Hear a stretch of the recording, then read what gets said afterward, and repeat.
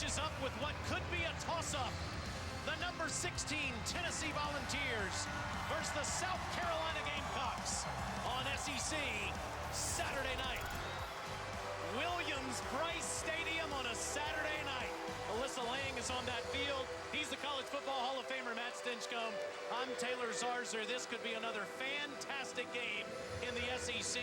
It's been that way for years when these two get together. When you look at how close these games have been, 7 of the last 8 decided by 6 points or less. And you look at what this game can mean to both of these programs. This is a measuring stick game to start a season, an all-conference slate for both Tennessee and South Carolina. Both of these programs trying to see what is the trajectory for their respective teams in 2020. This is the first time since 1988 that the Vols have opened against an SEC opponent. This is the 39th meeting between the Gamecocks and the Vols, originally scheduled for October the 10th. Vols lead the series 26-10 with 3 ties as the 29th straight year. These two have teed it up. Man alive, have you missed this? South Carolina will get it first as it goes through the end zone.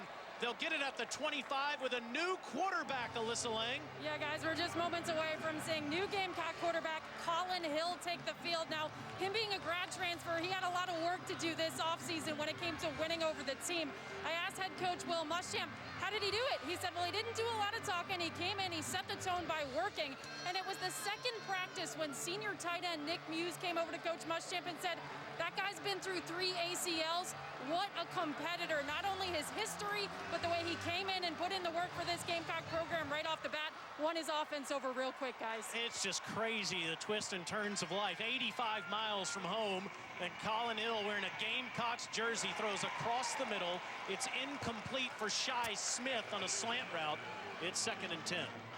Well, for him to come all the way here to be with his former head coach, offensive coordinator, and play caller now at South Carolina, Mike Bobo.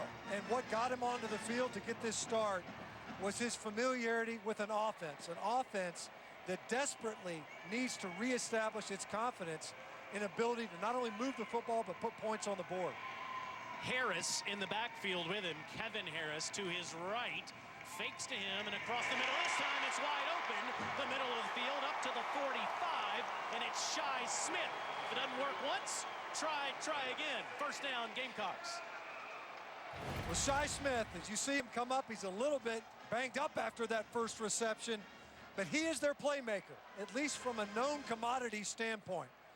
South Carolina needs other guys to emerge, but when you look at the talent that left the Gamecock offense, Shi Smith is the known guy on the outside and already 2 targets. Yeah, 118th career catch stint. Brian Edwards had such a great 4-year career, graduated. Kevin Harris on the first carry for the Gamecocks gets up near midfield, be marked down at the 48-yard line. He's the sophomore from Hinesville, Georgia. They're missing Marshawn Lloyd, the true freshman who was expected to maybe start, tore his ACL in August. So kind of a by committee backfield between Deshaun Fenwick, Kevin Harris, and Zaquandre White. For Mike Bobo, the new offensive coordinator, we'll talk a lot about him tonight. 2nd and 7 for Hill at his own 48. Wants to throw out of the backfield, and it's caught past midfield, past the 45, and Harris is marked down in Tennessee territory at the 43. Easy pitch and catch for Collin Hill. Great job by Xavier Legette blocking on the perimeter. Ends up being like what we've seen so much, long handoffs. They'll take them, and Kevin Harris a season ago didn't have a ton of receptions, but that's something that is a hallmark of Mike Bobo's offense. The ball carriers have to be good receivers out of the backfield. That's a pickup of 9 for Harris. Now Hill from the 43. That's deflected at the line of scrimmage. A Volunteer gets a hand on it. It'll be 2nd down and 10. Great job that time by Matthew Butler getting his hands up. And this is something that we're going to talk about all night long for Tennessee. Obviously, offensively, established the line of scrimmage, but eye discipline for their defense. Play action passes off of the run, something that can make South Carolina very dangerous. Offensively for South Carolina, they have to establish confidence and control the tempo of the game, something they did not do all of 2019. 2nd and 10, Shi Smith with the catch back in the game. And he makes his way up to the 37. Those keys that Stench just gave you, brought to you by Dr. Pepper and Dr. Pepper Fansville, giving fans the keys to the game. Big key tonight is Shi Smith being a part of this offense, but don't want to throw it all night long, Stench. The Gamecocks threw it more than any SEC team last year in the regular season. Got to get the ground game established. Here on the 3rd and 4, what does Coach Bobo call? The Vols 37. Hill stands tall, another strike inside the 20. And it's a first down. Shi Smith already with 3 catches. It was Shi Smith last year that set the tone for South Carolina's offense. Took the first play to the house. Just a simple slant. You see him right now working out of the slot. We talked about the weaponry that South Carolina lost. Shi Smith already making his presence felt on this opening possession. And right now, the Tennessee defense very much on their heels with the South Carolina passing game clicking. In the red zone now, and it's Harris. And Harris gets near the 11 with some hard running. This was a big bugaboo for the Gamecocks last year. They only scored touchdowns 49% of the time when they were inside the 20. And something that you want to be able to be multiple. You don't want to be married to just the passing game. In the red zone, a condensed field. I think South Carolina's got a chance to be much better simply because Cedarius Hutcherson, their best offensive lineman, has moved back inside at guard, a more physical presence on that interior offensive front, which is exactly where the Gamecocks just ran behind. 2nd and 3 after Harris picked up 7. To him again, trying the left side. 1st and goal, South Carolina.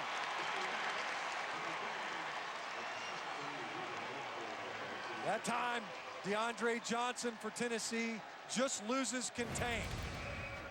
You can't allow that, especially on the outside as an edge player. Great job by South Carolina, capturing the edge and allowing Kevin Harris to get downhill towards the line of scrimmage on that perimeter run. Here comes the 10th play of the drive, just 4 minutes in Colin Hill's debut as a Gamecock quarterback.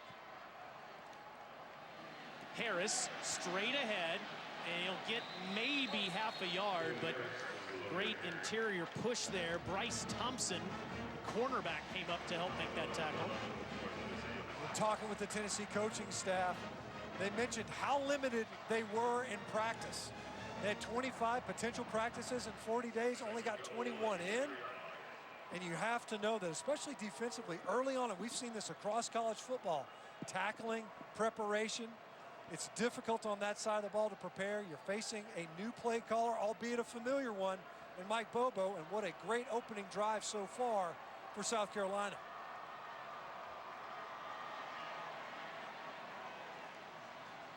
Toss to Harris. Harris dives, touchdown!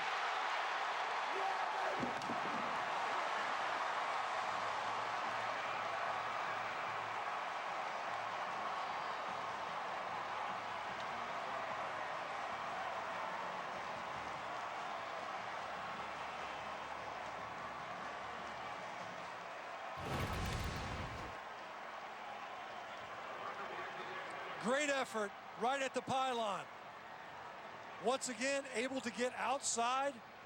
That time Kevin Harris had to do more of the work himself. Wasn't quite as clean on the perimeter, but was able to get downhill and into the end zone. We talk about confidence and control offensively. We just saw it personified in that drive. Parker White makes it 7-0. What a debut drive for Colin Hill, Kevin Harris, and offensive coordinator Mike Bobo. This football program didn't score a touchdown in its last 2 games.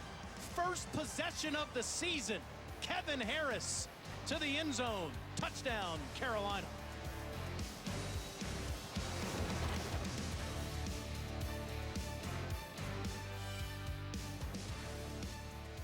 Millions of people are saying yes to Allegra, including the experts. It's the #1 allergist-recommended brand for non-drowsy relief. Allegra works 2 times faster than Claritin, and while Zyrtec may cause drowsiness, Allegra won't. Say yes to Allegra. Can't wait to tell everyone about AT&T's big 5G news. AT&T has nationwide 5G? Yep. And that's faster? Faster, yeah. But is it reliable? Uh-huh, and secure. You should consider making a big deal about it. Bigger? I said bigger. Oh, bigger deal, bigger than what I'm doing. It's not complicated. A 5G network needs a 5G device. Now everyone, including existing customers, can get a free Samsung Galaxy Note 20 after trade-in. It's not just that he's a quitter, it's how he quits. Tommy Tuberville, after telling his players the only way he would leave his team at Ole Miss would be in a pine box, Tommy Tuberville quit the next week. He quit on his players at Auburn, but still collected a $5 million buyout and $250,000 no-show job before moving on to Texas Tech. He quit on his players at Texas Tech, too, even walking out of a dinner with a recruit to take the job at Cincinnati. Then in his last coaching job, Tommy Tuberville quit on his players again. And as he slinked away to booze, he told Cincinnati students to go to hell. Hey, go to hell! Get a job! Hey, go to hell! Get a job! Now, after moving to Alabama just 18 months ago, he wants you to trust him as your United States Senator? It's a 6-year term. Fear the thumb, remember the quitter. I'm Senator Doug Jones, and I approve this message because I'll never quit on the people of Alabama. At Credible.com, we've helped tens of thousands of people save money by refinancing their student loans. In 3 minutes, we'll get you actual rates from multiple lenders. We could save you hundreds of dollars a month. Visit Credible.com to see how much you could save. I got things I want to do, but student loans were holding me back. Credible.com helped me save $600 a month with a great rate. Now I can go do what I want to do. Visit Credible.com to see how much you could save on your student loans. Kevin Harris had 3 touchdowns in 1 game against Charleston Southern last season. Kind of burst on the scene as the year went on, and now he's the workhorse, at least through the first drive of the year. Gamecocks up 7-0. Jeter will kick it deep to Bryce Thompson, and Jarrett Garantano said more ups and downs than the Dutton family on Yellowstone will take the field for the Tennessee Vols here as they come out to the 25-yard line. This guy has played in 34 games with 25 starts, came off the bench in 3 of the current 6 games that Tennessee has won in a row. It was quite a high-wire act for Jarrett Garantano a season ago, and for the coaching staff, having to manage where he was mentally. From a confidence standpoint, they are insistent that he is the leader and the quarterback that they need right now in Tennessee. He goes straight to Ty Chandler, one of the 2 workhorses for Tennessee on offense, and Ty immediately picks up 7. Garantano is the constant at quarterback, but they've lost Jawan Jennings, who had this remarkable turnaround as a senior. What's the identity of Tennessee's offense this year, Stench? Well, I think if you're Jim Chaney, you just saw it on that first play. Physical, downhill, inside run. You get a flat back, a dump at right guard and center.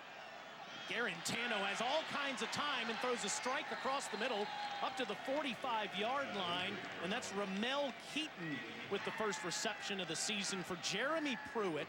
Now in his 3rd season as the head coach at UT on this 6-game winning streak, a year ago at this time, Tennessee fans are thinking, man, Pruitt's not going to make it. Maybe not make it another week. He just got a contract extension through 2025. Amazing what a difference a 6-game winning streak will make. First down Vols at the 45-yard line, and Chandler gets up near the 49 to pick up the 4. Jay Graham, new running backs coach at Tennessee. A lot of new faces for Jeremy Pruitt. He gets the extension, brought in some new faces to try to build on that momentum. They need Ty Chandler to be more elusive, play more physically. Nice run there, and his first touch of the game. Garantano from a clean pocket throws the out ball, and he incomplete. Had his receiver too, Ramel Keaton, wide open, but just overshot him, incomplete. Shiloh Sanders coming over from safety. And Israel Mukwame, a little bit of miscommunication in the back end. That is a wide open receiver in Ramel Keaton and just overshot. Garantano early on last season had difficulty pulling the trigger on the open underneath routes and dialing in his downfield throws. Already a missed opportunity downfield there. Vols were 43% on third down last year. In trouble, Garantano slips out of one guy, but can't out of the next. Big sack for the Gamecocks. J.J. Inigbari forcing the fourth down. And talking with defensive coordinator Travaris Robinson, they think J.J. Inigbari can be dominant. Not just good, dominant. That time, it was Ernest Jones, usually from an inside linebacker position, that time blocking off the edge to make Garantano flush backwards instead of being able to step up in the pocket where J.J. Inigbari was just waiting for him. Paxton Brooks will kick it deep to Jamie Robinson.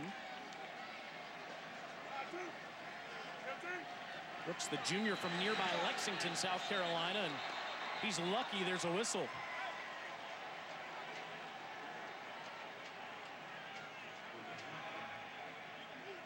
Tonight's referee is Ken Williamson.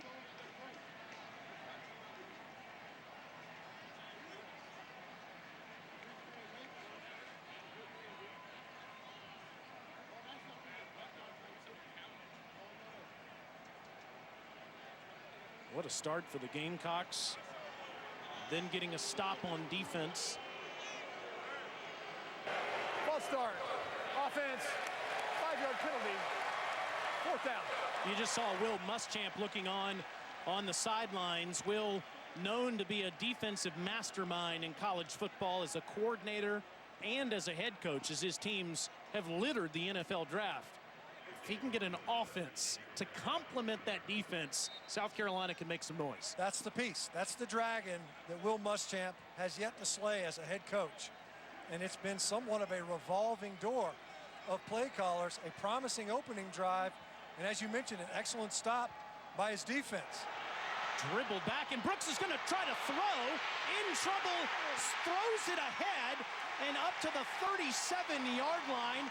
Tennessee with a disastrous start as Brooks is in all kinds of trouble facing pressure, and the Gamecocks have a short field.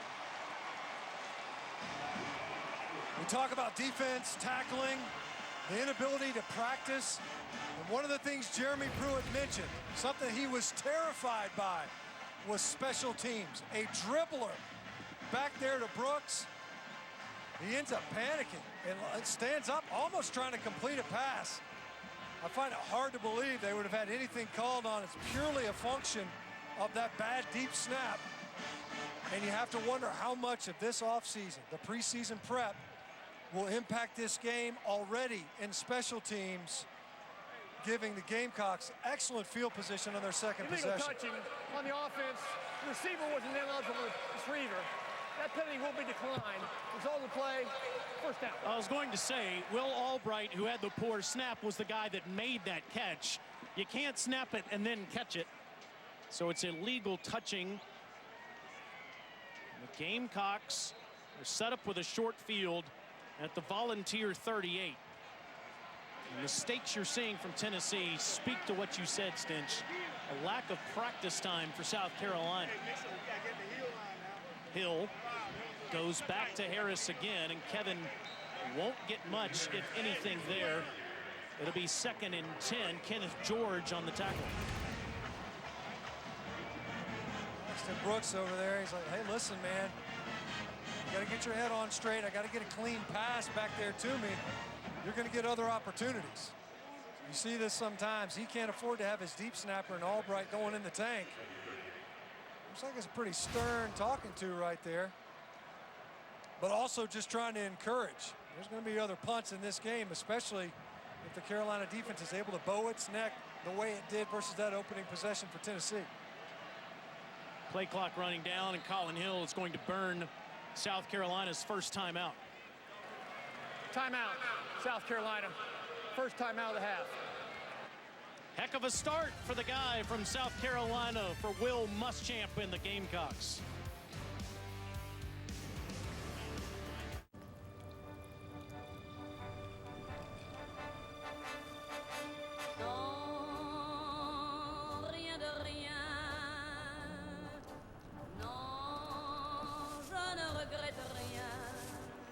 Smooth driving pays off.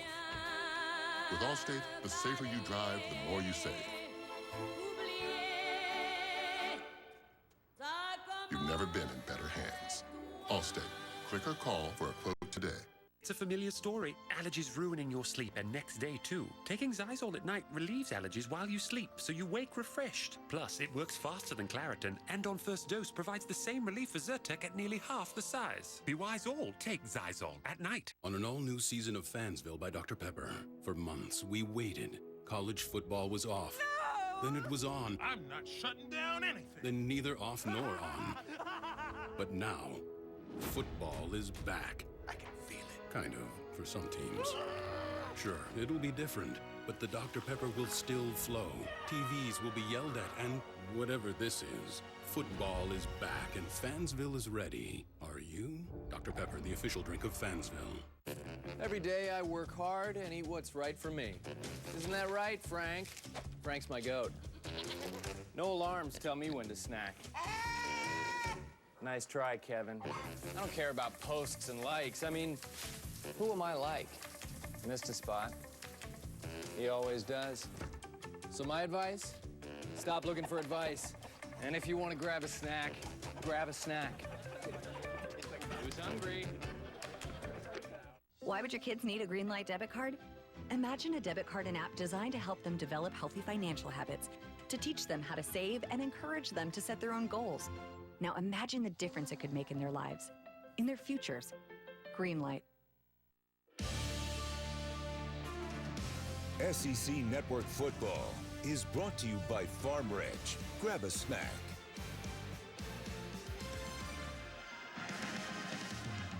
That is one expensive bird right there.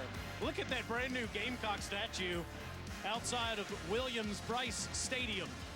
Stinch looked even scared of it when we came in earlier That's today. an intimidating piece of poultry, man.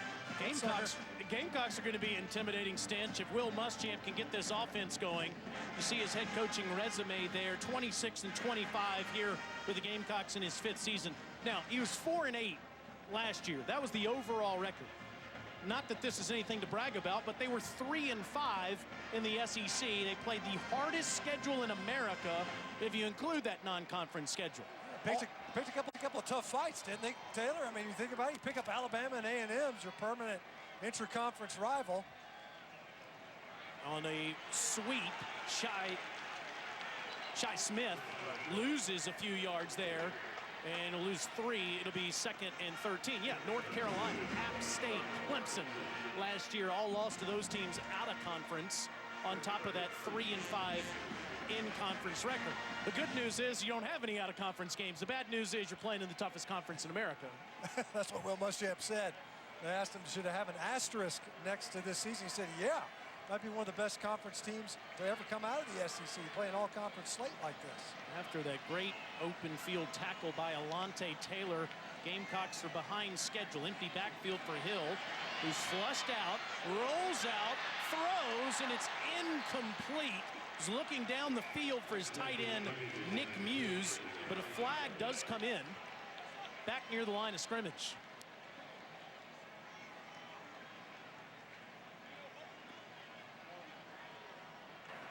Holding on the offense, number 54. That penalty will be declined. 4th down. That's Javon Gwynn, a redshirt sophomore from Charlotte. Hill flushing out of the pocket, though, and running around shows he's confident in that left knee, which he's torn 3 times. He actually looked pretty good moving right there. But he was the first to admit, look, I'm not a mobile quarterback.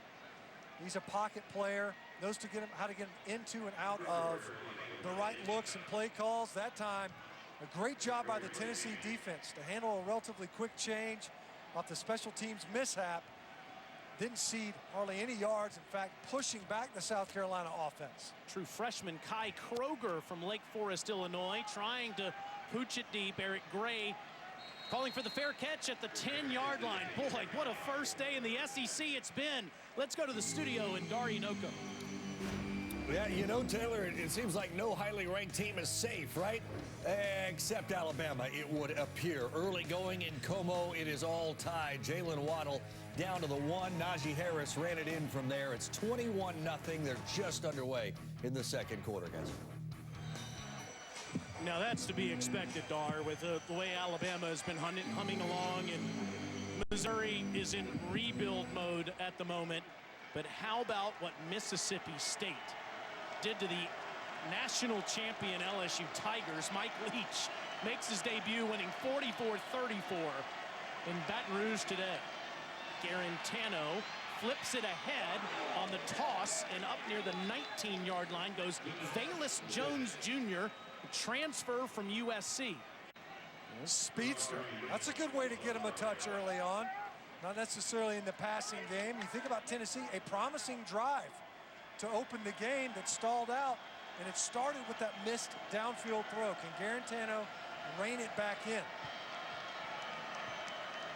It is a 10-yard pickup, and it is a pass to Velus for 10 yards and a first down. Garantano throws a traditional pass this time, and it's caught by Keaton, and Keaton turns and moves ahead for 7 yards. What do you think of LSU giving up over 600 passing yards today? Well, you think their star defender, Derek Stingley, they expected to have him available, was hospitalized overnight, but they're national champions. The program is, a lot of those guys, they weren't out on the football field. Only 5 returning starters without Stingley, only 4 in the matchup today versus Mississippi State. 2nd and 3 on an inside handoff to Gray, and Gray is tackled short of the line to gain. It'll be 3rd and short after a pickup of 1.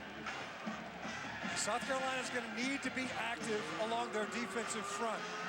They are grossly undersized. Really not a 300-pounder amongst the starting front. Now, right now, they got big Zach Pickens in there, who's right at 300 pounds on this 3rd and short.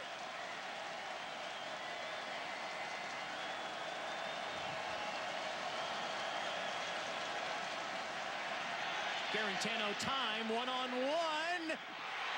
Caught!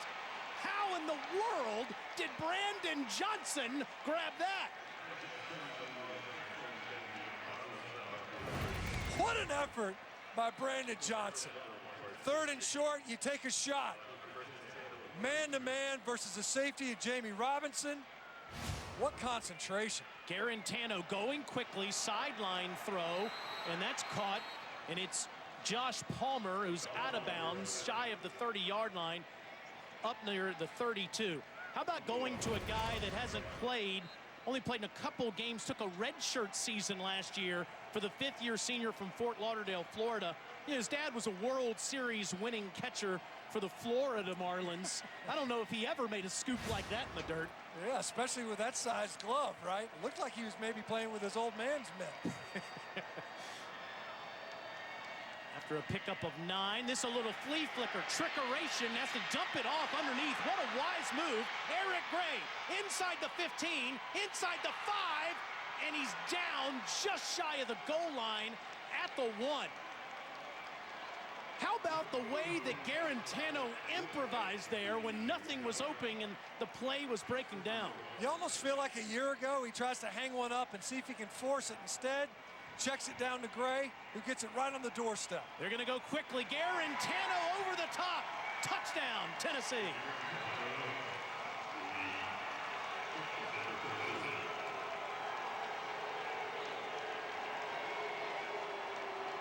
Think back to that opening series. Started off promising for Tennessee. You missed the shot downfield to Ramel Keaton. They end up getting stopped, a negative yardage play. A special team snafu, the defense of Tennessee getting the ball back quickly, not giving up any field position, and then the Tennessee offense picking up right where they left off, a couple of explosives. They're able to get downfield. A lot of different balls on offense getting touches on that drive. Brent Samaglio, one of the best in school history, the senior from Nashville, and he ties it up on a big third down throw. Garantano finds Brandon Johnson, and 2 plays later, it's a flea flicker. Garantano can't go down the field and dumps it off to Gray. He puts him on the doorstep, and then Cheney calls Garantano's number for the touchdown.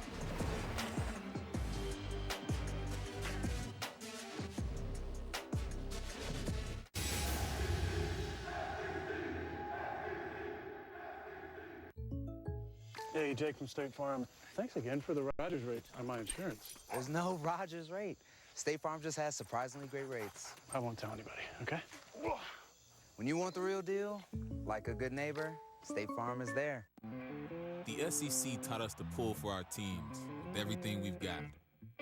And to pull together even after the game doesn't go our way.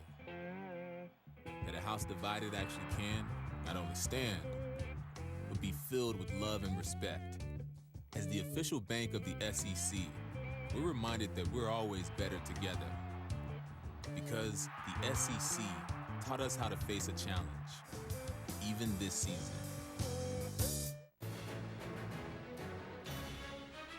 It's Velveeta shells and cheese versus the other guys. Clearly, Velveeta melts creamier.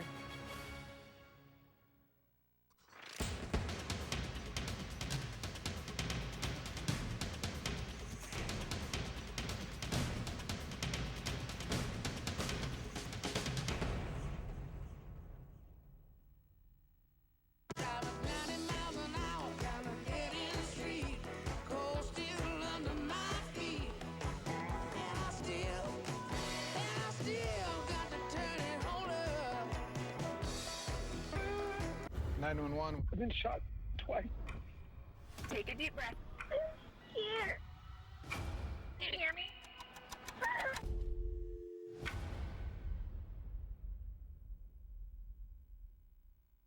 Why pay over $100 a month for cable when it's half the cost for Fubo TV? Get all the channels you want with all the entertainment you love for the price that cable can't beat. Try free at FuboTV.com. Wow. College already. Yeah. We gotta go. I love you. I love you too, Daddy. And thanks for everything. Gratitude. Pass it on. A message from the Foundation for a Better Life. Garantano, through all the ups and downs, has been so accurate.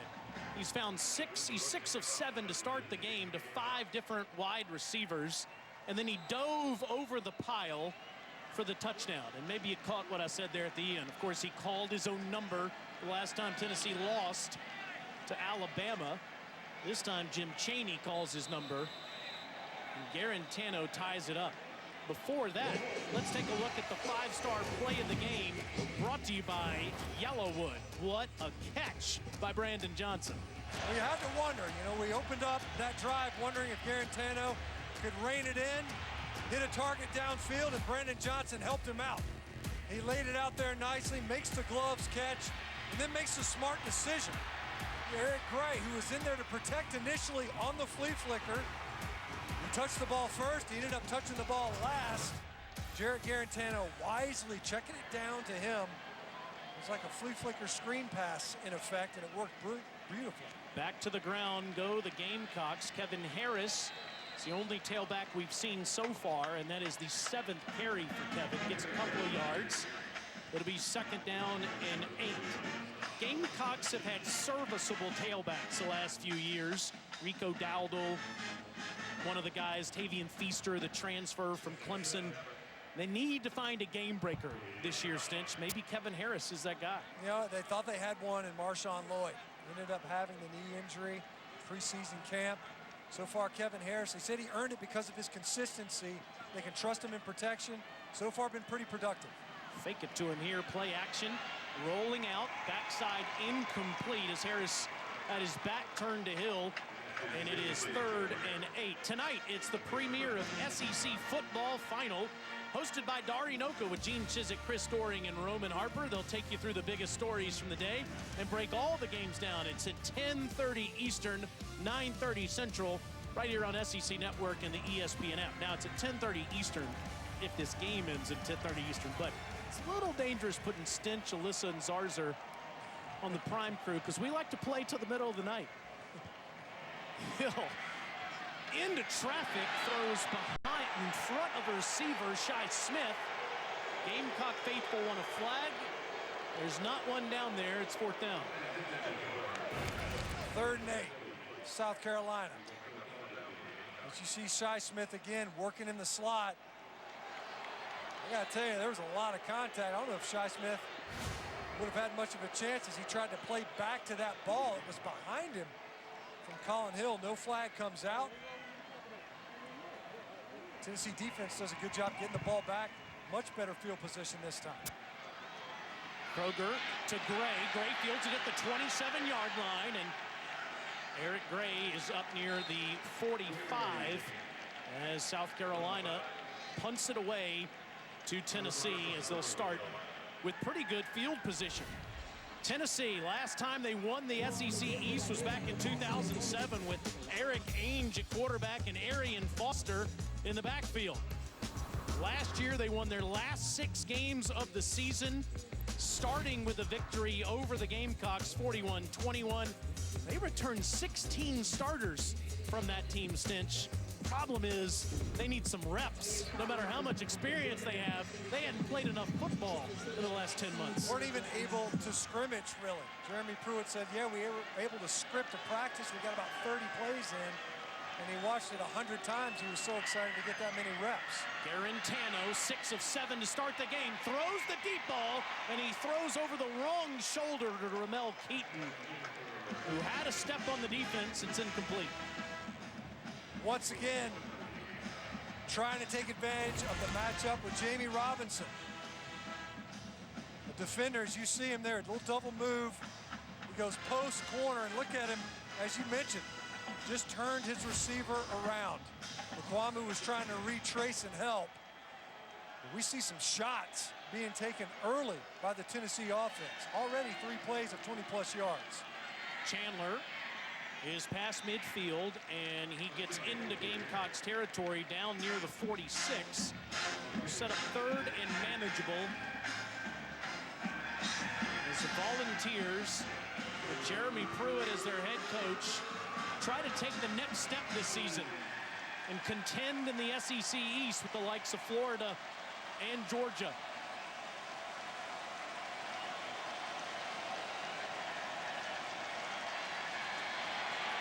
Kinds of time, but a wild throw by Garantano. It's 4th down, looking for Keaton again. Make that Fant, Princeton Fant, the tight end. Perhaps missing Austin Pope. They lost him to injury. A productive tight end for Tennessee. They had hopes for him coming into the season. Princeton Fant that time wasn't on him. This is just a little bit off from Garantano. You see it? Sails that ball over Fant's hands. They were able to convert on an earlier 3rd down. Took a shot on 3rd and short. This time, couldn't take advantage of the field position. Matthew Solansky snapped that one. It's a much better one. And a punt that almost was perfect by Paxton Brooks, but it rolls into the end zone. And the Gamecocks will get it at the 20. Let's go down to Alyssa. Guys, as Tennessee's defense takes the field again, one thing you might notice about number 11, their linebacker, Henry To'o, is that he lost a little bit of weight between last season and this season. He told me this week he was playing around 240 pounds last year, but he wanted to get a little faster, a little quicker on the ball.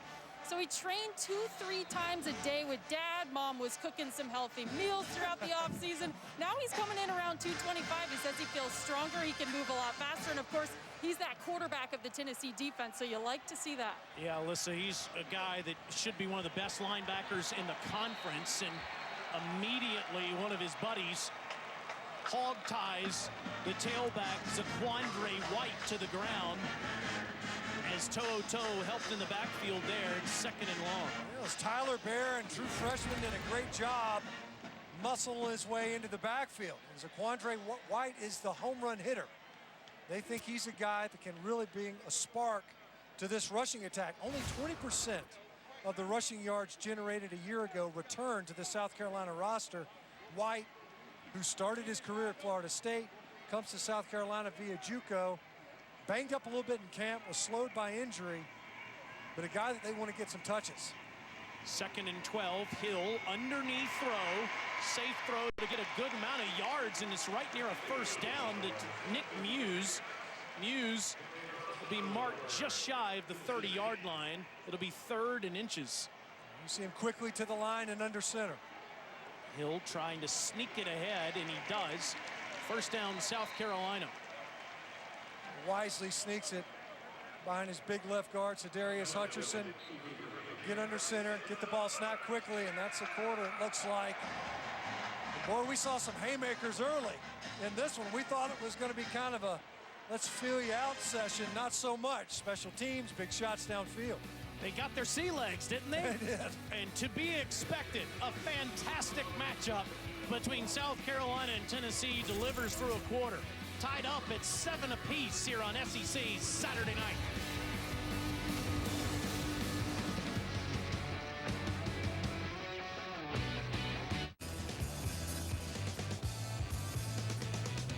Add some resistance. Sarah, your Movie Plus trial is about to expire. Do you want to continue or cancel?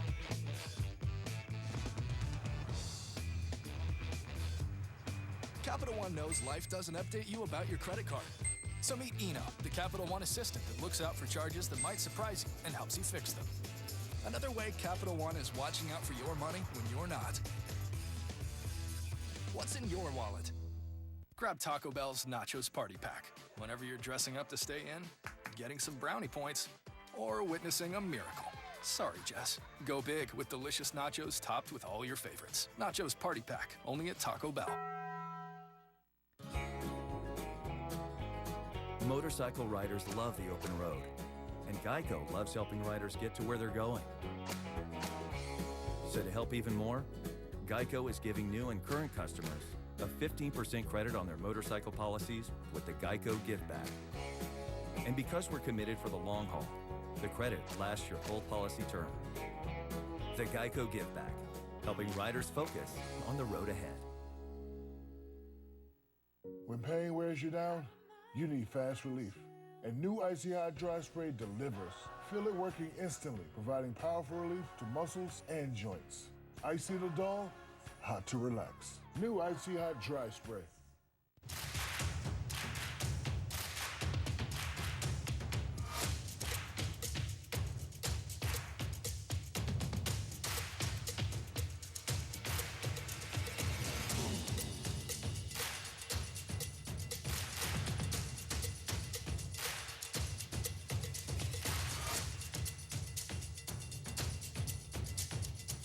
Gear up for fall at Academy Sports and Outdoors. All right. In my John Silk commercial, we open with a car chase. There's semis, you got a couple of bikers in there, and grandmas on scooters. There's a news reporter down there, and she's going blah, blah, blah, blah, big car chase. Oh, yeah, they're chasing the Johnsonville Big Taste Grill. Finally, the driver turns to the guy next to him and says, "Did you leave the sausage on the grill again?" And he goes, "Yep. Might as well put him to good use." I don't know how it ends. It could be an explosion, maybe. And that's commercial made the Johnsonville way. It's Velveeta Shells and Cheese versus the other guys. Clearly, Velveeta melts creamier. Why pay over $100 a month for cable when it's half the cost for Fubo TV? Get all the channels you want with all the entertainment you love for the price that cable can't beat. Try free. Someone put me out 'cause I'm on fire. Couple of Colorado State Rams in the building tonight. Colin Hill, the graduate, and the former head coach at CSU, Mike Bobo. Stinch's old quarterback with the Dogs in the mid-90s, coming back to the SEC. 14 years as an assistant in Athens, 8 as an offensive coordinator. This guy's called a lot of plays in the Southeastern Conference. start the second quarter. Colin Hill, 1st and 10, tries to dump it off, and it's batted down, and Hill looks like he caught it off the deflection, and that was a mistake, lost 4 yards. And you could see it after he did it. It looked like he was saying, oh man, I got to bat that down. A little nervous in the service that time. The first screen pass, a traditional time anyway, not one of these now passes where you throw it out to a receiver quickly. And that's a hallmark of what Bobo likes to do as well. Something that's kind of standard, a staple in his offense. It looked like it had a chance. Good job by the defensive front getting their hands up and disrupting the passing lane. It's actually a minus 11 reception for Colin Hill off the batted ball. 2nd and 21, and they set up a little quick screen up to the 26 to get a few of those yards to Shi Smith. Now, Shi Smith's been targeted just about every single play. Got to get some other receivers in the action, right? Absolutely. You know, you think about it, it's backside of the backfield. It's been Shi Smith downfield. Obviously, Nick Hughes on the previous conversion. You go back to Shi Smith. Great job by Kevon Bennett of retracing underneath and making a quick tackle.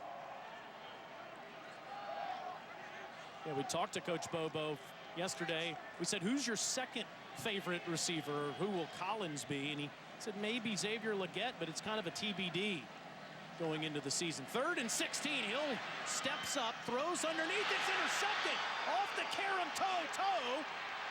And he stays on his feet to the end zone. Pick 6.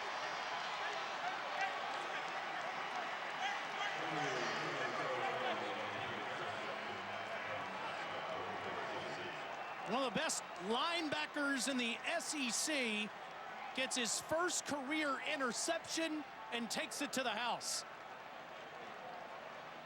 Well, it was the pressure. Forced Colin Hill up in the pocket. You see right there at left tackle. It's around on the edge, a little bit behind Shi Smith. You always hold your breath as an offense whenever the ball gets tipped up. Colin Hill tried to get over there, tried to make a play. Shi Smith was the one that tried to make the tackle. Colin Hill got blasted as well. What a play by Toe. You could see he was about 15 pounds lighter on that pick 6. Maybe he gets tackled on the 5 when he was at 240. Daniel Batuli graduating. Toe is the leader of this defense now, and they're just confirming upstairs that he stayed in bounds. Certainly looked like it from here. Rolling on the field with an interception and return for a touchdown. The previous play is under review. There's definitely a lot of traffic over there. When Shi Smith tried to walk down Toe before he got choke slammed. I mean, that was a nasty looking stiff arm. So already in this game, when you think about it, a near calamity for Tennessee on special teams. And a huge play by the defense. Regardless, they get the ball back, even if right there. Yeah, it's that last step, Stinch, with the right foot. But I don't know how in the world from that angle you can make a change. All right, from this one.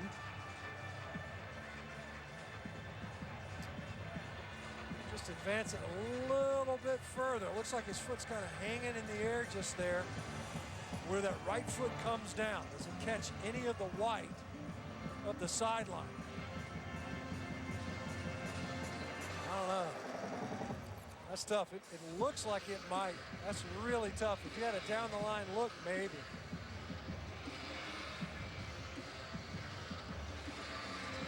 Hard to tell.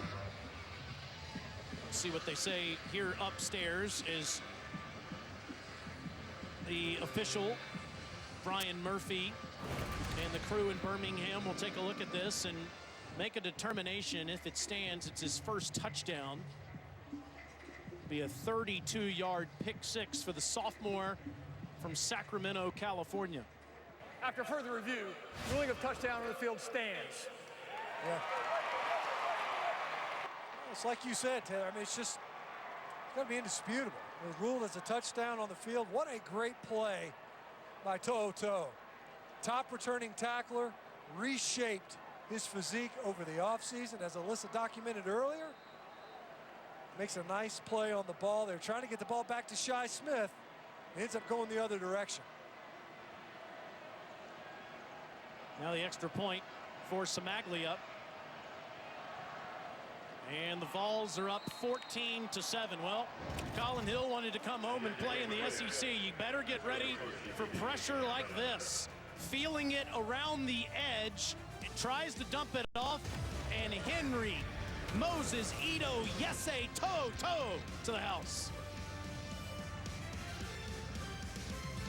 This selenite gray is so pretty, isn't it? Wow. Jim, could you pop the hood for us? There she is. Turbocharge, right? Yes, it is. Jim, could you kick the tires? Why? Why? We're buying a car. It's what you do. Oh, yes. Jim, could you change the color inside the car? Oh, sure. How about blue? That's more cyan, but jump in the back seat, Jim. Act like my kids. How much longer? Exactly how they sound. Wait, it's got massaging seats too, right? Oh. Shop from home or in person to learn more about the Mercedes-Benz sedan family, starting at just $33,650. You call your agent with a simple question, only to get sent to voicemail again. We pick up the phone. Did you get this? Hello, this is Sam. How can I help you? Yes, I'm glad I'm not a robot, too. Like I said, we pick up the phone because it's ringing. That's simple human sense. Ask your independent agent if auto owners make sense for you. Hello, this is Sam.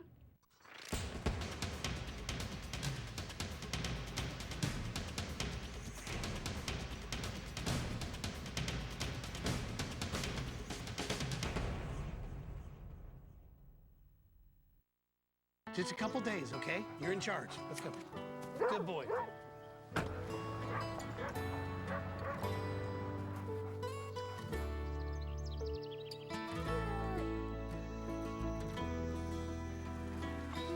Loyalty can't be bought. It's earned. That's why Farm Bureau Insurance is proud that we have a 98% renewal rate on our auto policies. Hey, boy, I told you I was coming back. Let's go.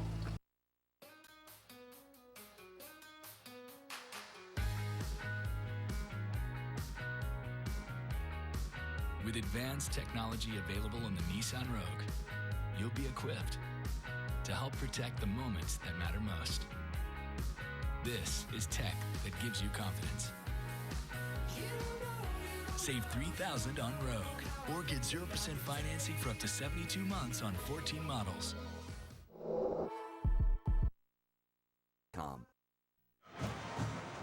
Welcome back to Columbia, South Carolina, Tennessee, leading Carolina 14-7 after that Henry To'o pick six, guys. These two teams have played each other pretty close. 7 of the last 8 matchups decided by 6 points or less. And yeah, it's getting competitive out there on all sides of the ball, every single guy. It's some talking. There's some chippiness going on. There's some talking into each other's face masks. Stinch, I know you like that. Man alive, I've missed this. Let's take a look at Winning with Style, brought to you by Belk. When you look at this game and the way that it is ultimately unfolding, started out hot for South Carolina, but so far, what has swung the momentum in Tennessee's favor has been their defense. Defense slowing down South Carolina, offensively forcing a couple of 3-and-outs, and now a pick six. The Gamecocks offense have got to get it figured out. They opened the game with an authoritative drive, 11 plays for 75 yards, and nothing since. Yeah, really nothing since. Zaquandre White with the carry, the junior from Cape Coral, Florida. He's had some hamstring issues in camp. Started his career at Florida State.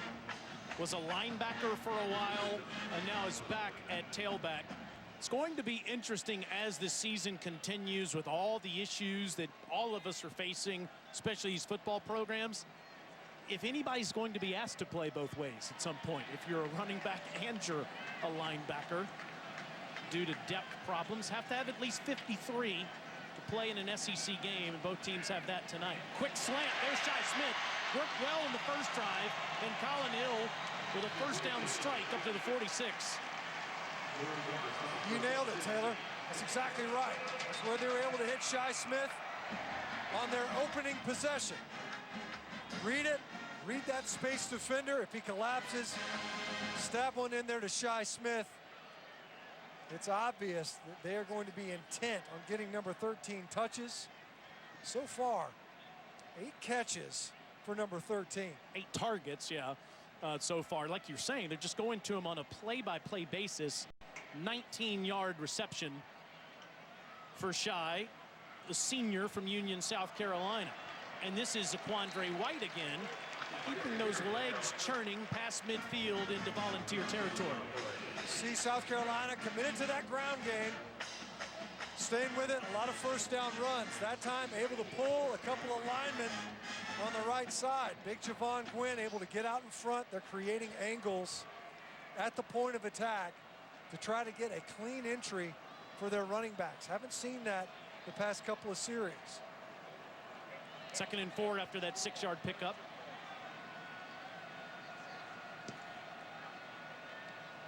Hill still with 5 on the play clock. Takes it out of White's belly, keeps it himself, and there's almost nothing doing. Hill's not going to be much of a running threat. And we did ask him yesterday, what kind of trust do you have in that knee after tearing his ACL 3 times? And he said, I have plenty. I went through some markers in August and some scrimmages, and am confident on it. On a 3rd down, he's under all kinds of duress, and he gets bum rushed by that Volunteer defense. DeAndre Johnson has been there several times, and he gets home there. That time it looked like he had an opportunity downfield over the middle. He pulls it down. He was working the left side of the formation. You see, comes off it on the right side. Looked like he had Josh Vann right over the middle, right over the ball. More of a coverage sack that time. Held on to the football and allowed DeAndre Johnson, who was the one that applied the pressure on that pick 6. And another Gamecock drive. Stench breaks down. Yeah. Kroger, another punt. That's a good one. Fair caught by Gray at the 16-yard line. Volunteers with the football and on top.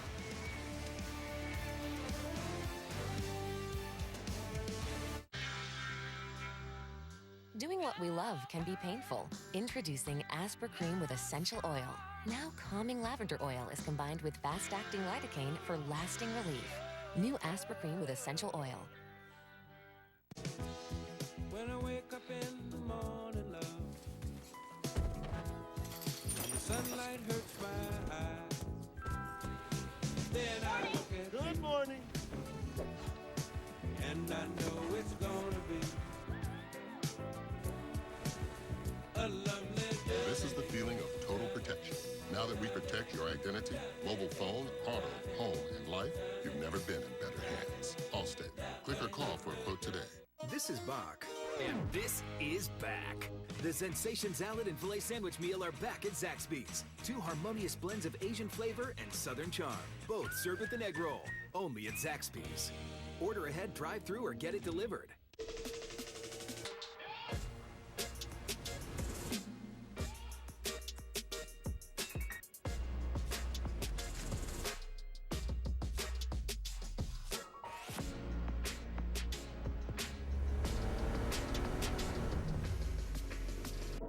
Introducing the all-new 2021 GLA SUV, starting at just $36,230. It's the biggest thing that ever happened to small. The SEC taught us to pull for our teams with everything we've got. And to pull together even after the game doesn't go our way. That a house divided actually can not only stand, but be filled with love and respect. As the official bank of the SEC, we're reminded that we're always better together. Because the SEC taught us how to face a challenge, even this season. I think the biggest thing for me is, during the protests that I had recently, I've had numerous amount of people come up to me saying, hey man, what you said was great, it inspired me. We're not here for pity. We're not here for sorrow. We don't want you feeling bad, remorseful for it. We just want respect, equality, and justice. That's all we want. That's all we ever want. You changed my day. You changed my life, man. The words you express. And for me, that's a win. Guys, Trey Smith, one of those guys who's looked at as one of the leaders on this Tennessee team, and he's been that way for the last several seasons. I think he told us last year that he eventually would love a career in broadcasting, and you can just tell by the way he carries himself, not only on the field but off the field, that whatever he says it with a purpose, and he really has a way of getting guys to rally behind him. Pruitt's called him a leader, and every single one of his teammates say the same. He's a true hero as Eric Gray runs behind him up near the 20-yard line. He might be the best guard in all of college football, but he certainly is one of the more brilliant minds we've ever seen and had the pleasure of getting to know that's played college football. Yeah, he's so fun to be around and even more fun to watch play this game. But you can see that there's a lot more to this young man than just his prodigious football talent, and it is pretty extensive. He's been one of the best offensive linemen in the country. 2nd and 8. That's an underneath throw, and it's caught up at the 28-yard line, and that's Josh Palmer. It'll be 3rd and short. This goes both ways, though, for both teams who are fighting. All of us are fighting with this social justice at the moment. But J.C. Horn, we asked him about it, and he said football is an example of what society should look like. What a great quote. He said, we don't see black and white with the Gamecocks. We see a brotherhood. It's a first down throw to Palmer on that last play, and Gray is swallowed in the backfield. Be a loss of a couple at 2nd down. I couldn't agree more with what J.C. Horn shared as well. And you can see that. They're out there working together.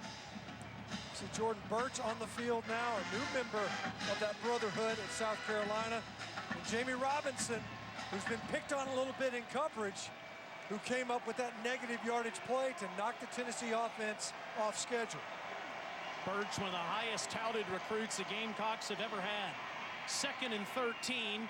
Nice strike up near the 35-yard line as Princeton Fant makes the catch. It'll be 3rd and manageable for the Vols. See South Carolina defensively. We talked about their size up front, that disadvantage. Depth is another question as well. You see Tennessee, the longer they move the football, possess the football, from a depth standpoint, it's not just size. Are they able to start leaning on those undersized defensive tackles along the front? Garantano all kinds of time, but throws behind his receiver.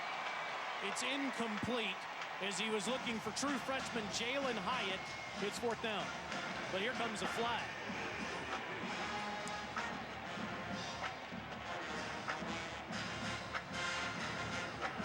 He's thrown very late.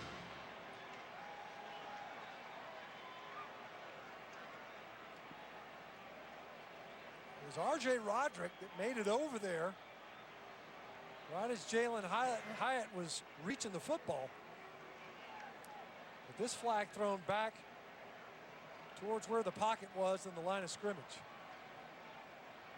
After the play was over, unsportsmanlike conduct, defense number 52. 15-yard penalty from the succeeding spot, automatic first down. That's number 52's first unsportsmanlike conduct foul of the game. And just a devastating mistake by J.J. Enagbare. Those are the worst penalties. There's a reason why they call it a personal foul. It's a selfish play, and you end up impacting your entire team. So there's a chance to get a stop.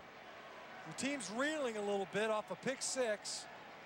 You're just about to get the ball back to your offense, and instead you commit a personal foul. You see Enagbare still on the sideline. I bet he's going to hear about that from D-line coach Tracy Rocker. So Tennessee in Gamecocks territory, just on the other side of the 50. Garantano throws near the sideline. This one caught. It's a short pickup by Palmer, the senior from Ontario, Canada. It'll be 2nd down. That just takes all of the steam out of what South Carolina just achieved defensively. Well, you get the negative yardage play, you force them behind the down and distance, and then you let the offense out of the trap. Give them a free first down and the 15 yards. 2nd and 6. Vols at the Gamecock 45 midway through this second quarter. Ty Chandler, really nothing to get there.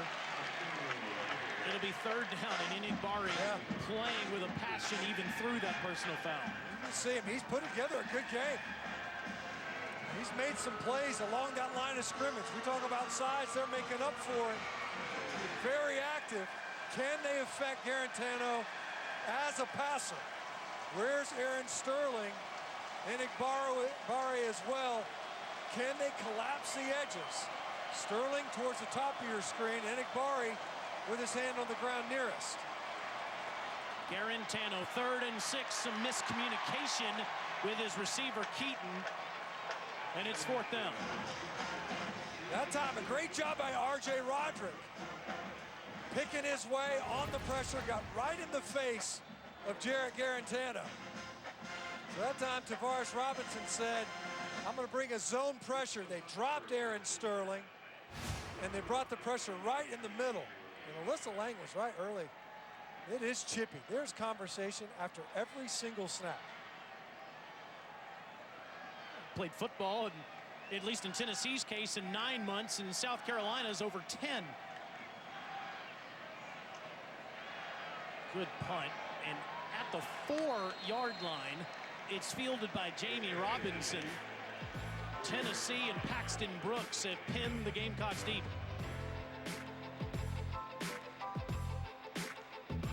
We love our new home. There's so much space. We have a guest room now? But we have ants. You're slouching again, Ted. Expired. Expired. Expired. Thanks, Aunt Bonnie. It's a lot of house. I hope you can keep it clean. At least Geico makes bundling our home and car insurance easy. Which helps us save a lot of money. Oh, Teddy, did you get my friend request? I'll have to check. Aunt Joni's here. For bundling made easy, go to geico.com.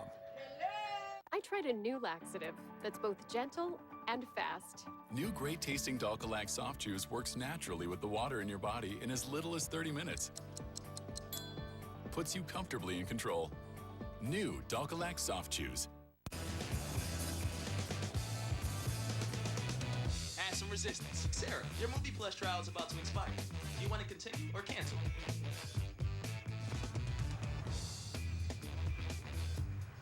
Capital One knows life doesn't update you about your credit card.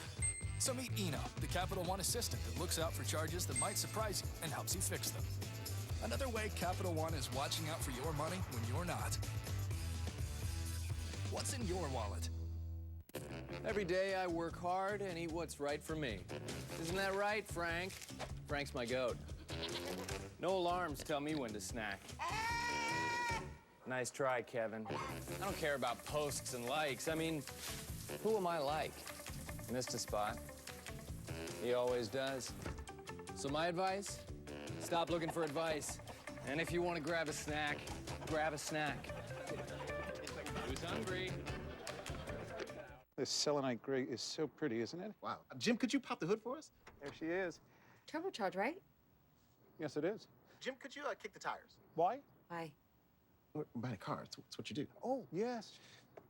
Jim, could you change the color inside the car? I'm sure. How about blue? That's more cyan, but jump in the back seat, Jim. Act like my kids. How much longer? Exactly how they sound. Wait, it's got massaging seats too, right? Shop from home or in person to learn more about the Mercedes-Benz sedan family, starting at just $33,650. It's Velveeta Shells and Cheese versus the other guys. Clearly, Velveeta melts creamier.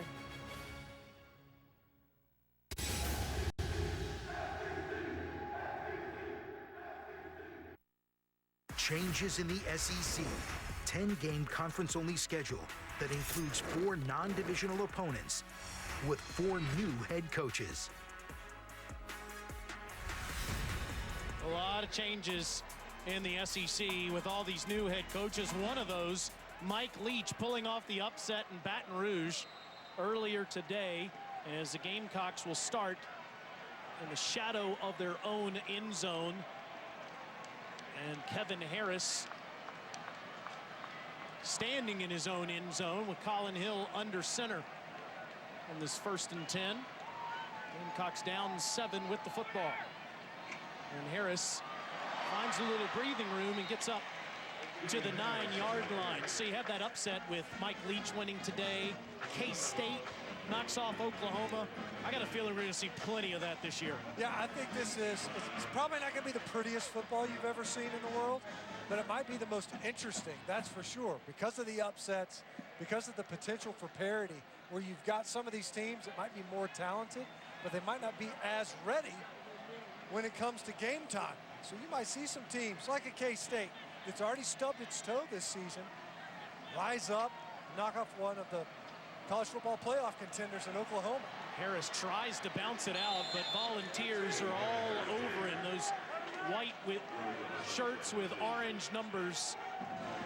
Flying to the football, Kenneth George part of the tackle, 3rd down.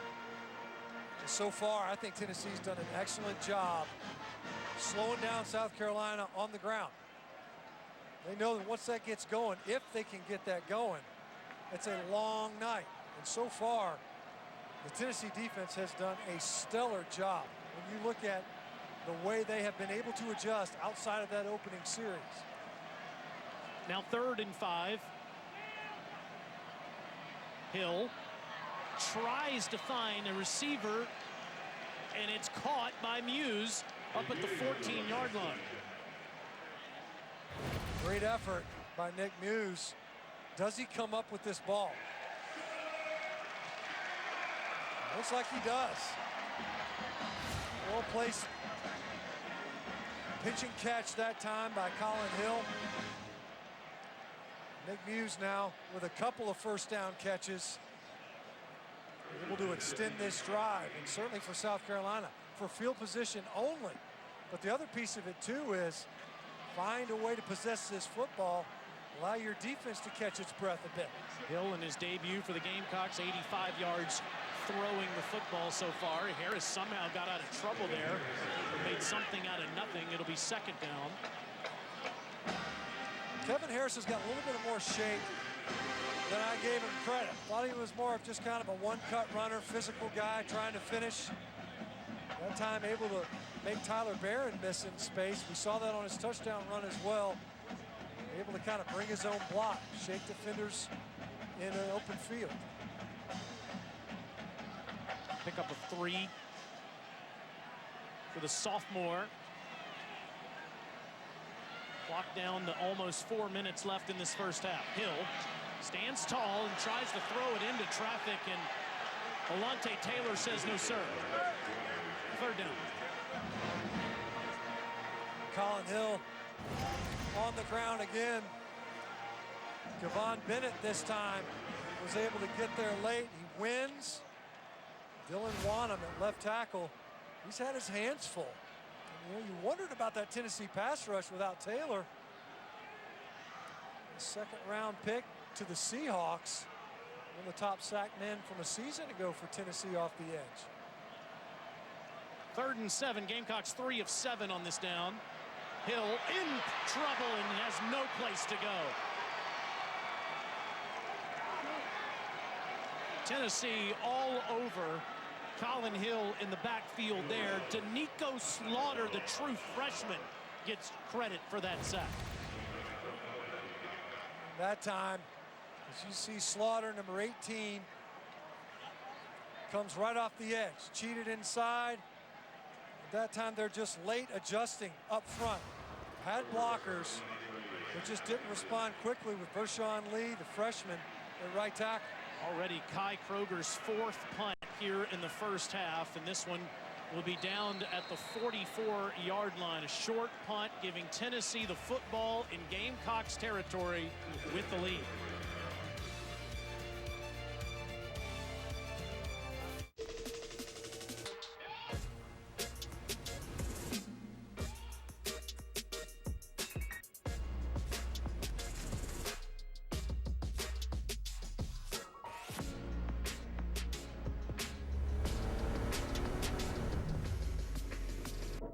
Introducing the all-new 2021 GLA SUV, starting at just $36,230.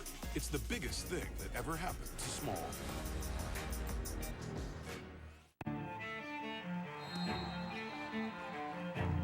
measure success?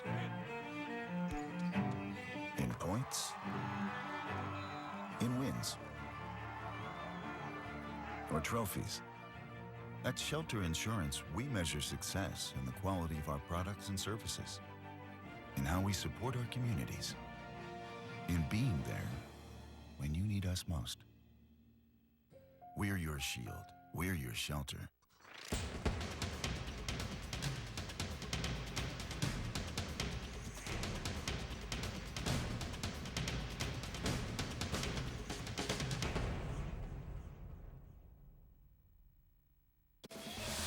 The SEC and SEC Network thank our official corporate sponsors for their continued support of our student athletes during every championship season.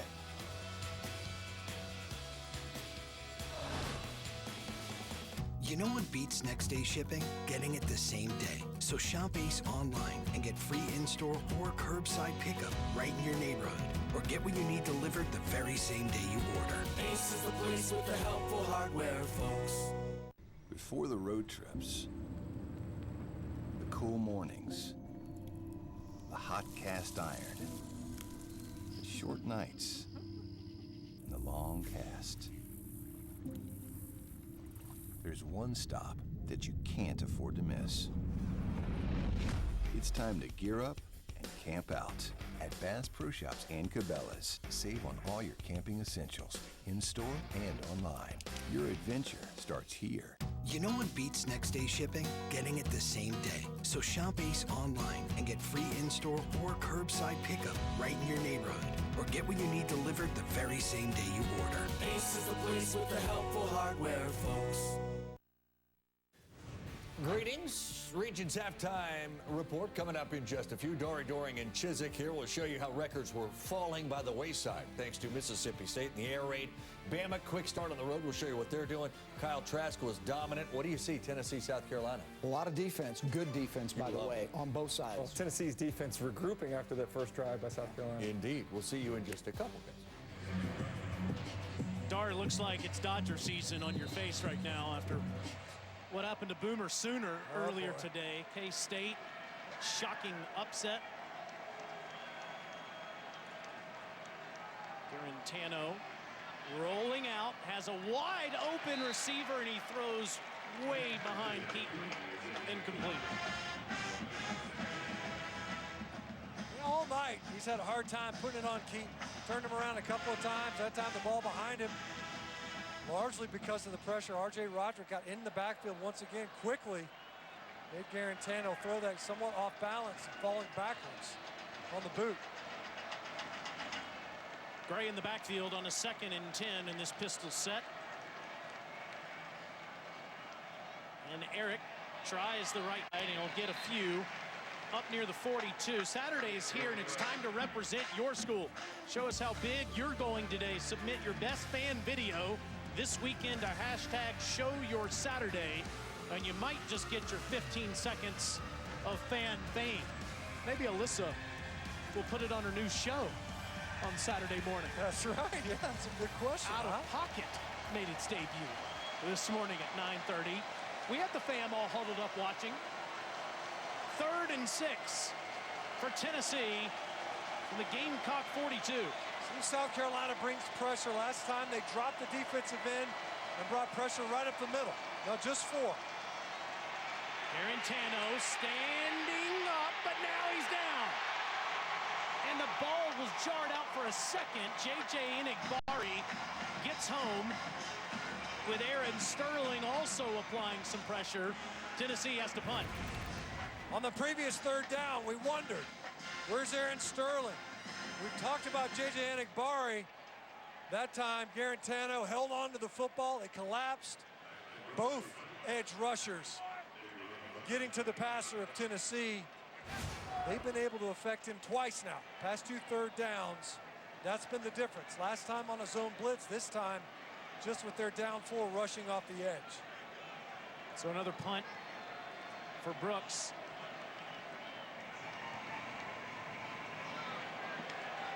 Fair catch called at the 15-yard line by Jamie Robinson. Next Saturday, we'll have another full slate of college football games right here on the SEC Network. Mizzou and These Tennessee Volunteers will kick things off at noon Eastern time. Then we've got number 23 Kentucky hosting Ole Miss, and it's 7:30 Eastern. LSU is going to drop in the rankings. We'll play the Vanderbilt Commodores in our SEC Saturday night matchup. SEC Network alternate channel also has a game, Arkansas and Mississippi State. Speaking of those Vanderbilt Commodores, they're giving the Aggies a game through that first half over in College Station on the alternate channel. 7-5. Aggies leading Vandy near the half. It's like the Georgia-Arkansas score. Somebody hit a 3-run homer. Colin Hill, another underneath throw, and he finally finds another receiver. This is Xavier Leggett, the sophomore from Mullen, South Carolina, for a minimal gain at second down. There's the screen game. Thought we might have seen it on that previous third down just to try to capture some yards. Instead, Colin Hill went down with the sack. It's a tunnel screen, though. Your offensive linemen have to release, get upfield, get a hat on a hat. Tennessee has done a good job so far versus South Carolina in their screen attempts. A batted ball and a well played on that one. 2nd and 10, handoff past the 25 and up near the 29-yard line goes Shi Smith. Little misdirection there from Coach Bobo, and it yields a first down. Lined him kind of hipped off right there in the wing.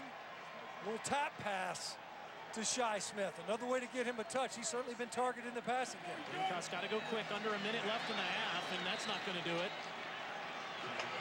Shi Smith maybe gets half a yard. Clock running. Gamecocks have 2 timeouts.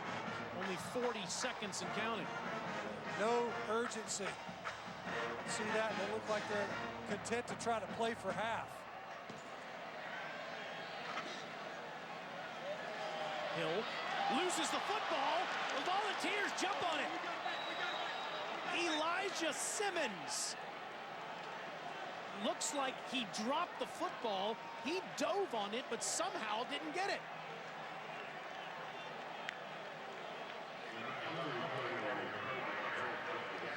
And they're just going to let the clock run out after dodging a disaster. It's DeAndre Johnson again, though. What a great job, once again, by DeAndre Johnson. They're probably playing for half anyway. South Carolina lucky to be able to just run out the clock and end this first half. Somehow Eric Douglas, the center, was able to get on that after Simmons could not corral it. And the Volunteers take a 14-7 lead into the break. Gamecocks score on their first drive, and then it was ugly after that. Let's go down to Alyssa. Hey, Coach, a lot of good pressure from your defense early on. Working through this interview. Coach, a lot of good pressure from your defense early on. What was working for you guys? Well, we didn't start the game the way we wanted to. You know, they had a great drive to start with, converted some third downs. But we have developed a little bit of pressure as the game has went. Got to create some turnovers and get off the field on third down. Really nice first possession for Jarrett Garantano. What do you have to do that again in the second half? I don't know what you said, but I think it's something about our offense. Offensively, we're not playing like we need to play. We need to be more physical, need to be aggressive, need to throw the ball down the field, and sustain blocks. You know, we had an error on special teams there.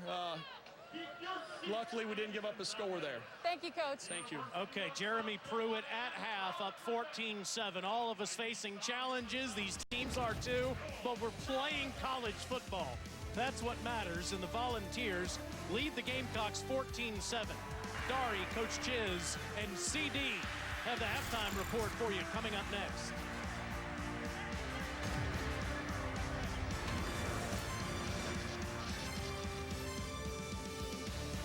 On an all-new season of Fansville by Dr. Pepper, for months we waited. College football was off. No! Then it was on. I'm not shutting down anything. Then neither off nor on. But now, football is back. I can feel it. Kind of, for some teams. Sure, it'll be different, but the Dr. Pepper will still flow. TVs will be yelled at, and whatever this is, football is back, and Fansville is ready. Are you? Dr. Pepper, the official drink of Fansville. You've spent years dreaming up your business plan, saving every dollar, searching for the right location, and perfecting your product. Auto Owners insures your small business because it isn't small to you. Only 36 more to go. That's simple human sense. Ask your independent agent if Auto Owners makes sense for you.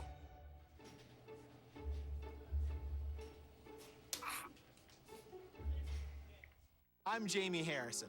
I was raised to always tell the truth. There's a lot of nonsense being said about me, so here's the truth. I taught high school for a year in Orangeburg, helped run a nonprofit to get more kids to college, worked for Congressman Jim Clyburn, and I lobbied. Yes, I lobbied for some of South Carolina's great institutions, Boeing, USC, the Ports Authority, and Michelin. I'm proud we help protect thousands of jobs here at home. I approve this message because I've worked my whole life to help South Carolina. I am made of 200-year-old tradition and endless memories. I am made of unrelenting inquiry, home to those who raise the bar and raise it again. I am made of bright conviction, of grit, of growth, of greatness. I am South Carolina.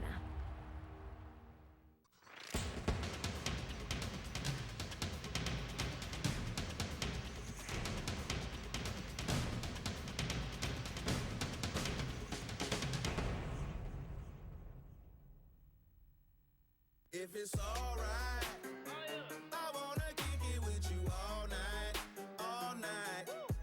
Have a good time. Ain't gotta worry, cause it's alright, it's alright. You are watching the Regions Halftime Report. Dory Doring Chiswick. And it's good to have you, of course, with us. First day of football in this great conference. We've thoroughly enjoyed every second of it, and we were wondering what it might look like in Oxford. First game for Lane Kiffin as head coach of the Ole Miss Rebels, but they had to deal with number 5 Florida. And the two teams both kneeling pregame as a symbol of unity, of course. First drive of the game, Matt Corral, the starter for Ole Miss, throws it, and he's got John Rice Plumlee. Wait a minute. John Rice Plumlee's supposed to be running the ball. Did he just catch that? He caught it. He can do everything. He can do it. It was his only catch, but he can. His only play, maybe. Kyle, he had a couple of carries, I think. A couple of carries. Kyle Trask. Trask was dynamite. Found Kyle Pitts, and then Trevon Grimes, and then Kadarius Toney, and then more Pitts and Pitts and Pitts for 4 touchdowns. It's Pitts everywhere because you can play Pitts everywhere. Guys, he's not just a tight end. No. This guy's a wide receiver. He's a tight end when he wants to be, but very seldom is he a tight end. He's a wide receiver. Yeah. 6'6". Yeah, your Saturday stud choice as a wide receiver with the most receiving yards, and you're probably going to win the contest in week number 1. They rolled up over 600 yards of offense, but frankly, so did Ole Miss, which might be a conversation piece later on our post-game show. SEC football final, but Trask 6 touchdown passes, tying a Florida school record. He threw for 416 as they win as a team for 642. And, I mean, no, it was, we could talk about their defense being a concern if you want. Lane Kiffin offensively did have some success with what he wants to do, but that Trask to Pitts and more is a dangerous situation for Florida. Well, it's kind of a situation that we thought was going to be an advantage for Florida this year, Chiz. Coming into the season without the benefit of spring practice, without having much time together, at least Trask knew the offense and he knew the playmakers around him, and he utilized all of those guys really well today. Now, granted, this is a defense that ranked 14th against the pass last year, but I think we're seeing a lot of other teams across the country really struggle offensively, and what we saw was a unit that is tied together with great chemistry, played with great rhythm, and able to put up a bunch of points today. Yeah, and the quarterback's decisive and accurate. That's the bottom line. He doesn't look like he skipped a beat since the Orange Bowl. He's got chemistry. He's got timing. We thought timing would be an issue. Yeah. We thought rhythm would be an issue. He was throwing it all over the lot, and they ran the football some today, too. So 600 and some odd yards and 50 some odd points. Yeah. After one game, what do you think of the decision to go with Corral over Plumlee for Kiffin? Because we thought we'd see more Plumlee on the field than we saw. I did, but obviously in practice, Corral's the guy that Lane thinks is the best guy, right? He sees what he sees. And look, he threw the ball really well times. And again, guys, Ole Miss's offense put up 600 yards today. I will say this, though. They will find a way to get that speed of John Rice Plumlee on the field. As you saw on the first reception, they're going to get ways. Lane Kiffin's one of the most creative offensive minds in the country. They'll find ways to get him on the field. Florida home for South Carolina next week. Ole Miss goes to Kentucky. Speaking of Kentucky, Big Blue on the road at Auburn. Kind of a trendy upset pick, right? Yeah. Right? Yes, indeed. Get Gus, the old throwback to Pat Dye, of course. Kentucky, Cavassier smoke. Chiz, I love the balance on the first touchdown drive for Kentucky. Came out, threw the ball 6 times, ran it 5 times, really kept Auburn off balance on defense. Bo Nix, Seth Williams. That was my Saturday stud selection because I was looking at rosters for receivers, as the rules stated there. Well, I'll tell you what, he is a great receiver. He's got great length. He can go up and grab the ball and snatch it from you. But let me tell you this, Bo Nix today was efficient and put the ball in places that only his guys could get it. And I was very impressed with his efficiency today. Terry Wilson fumble. Terry Wilson fumble. Now, throwing the ball went for 239 and a score, but that was a costly one. Auburn recovers. Road team, by the way, came in having won 4 in a row in the series. That is snapped. Nix to Williams, a touchdown. Williams 6 catches, 112 yards, 2 scores. Auburn wins it, 29-13. They go to Georgia next week. That ought to be a big one. Week 2, far earlier than they ever play the Dogs. SEC football final. The 3 of us and Roman Harper coming your way. New show, new name, new look, new everything. Same amount of fun. I guess it's not new everything. But when we're all done in Columbia with Tennessee and South Carolina, you get us for 60 minutes, full recap of the first day of football in the SEC. This halftime report is presented by Regions, official bank of the SEC.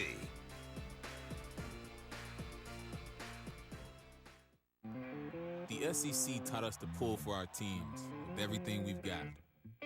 And to pull together, even after the game doesn't go our way. That a house divided actually can, not only stand, but be filled with love and respect. As the official bank of the SEC, we're reminded that we're always better together. Because the SEC taught us how to face a challenge, even this season.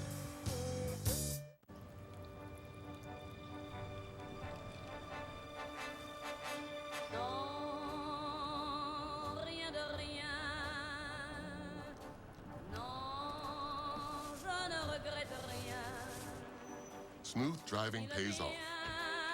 With Allstate, the safer you drive, the more you save. You've never been in better hands. Allstate. Click or call for a quote today. Before the road trips, the cool mornings, the hot cast iron, the short nights, and the long cast. There's one stop that you can't afford to miss.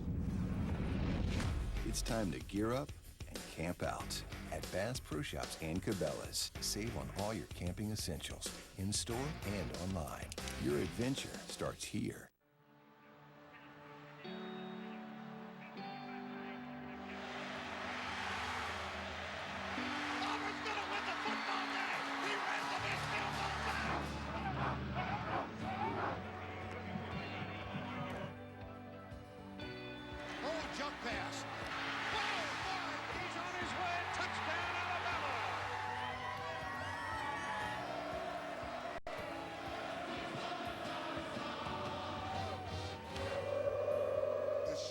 Standing here, believe in one another.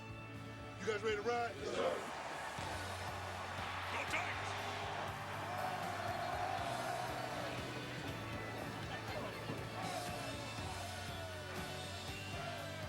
The champion of the Southeastern Conference.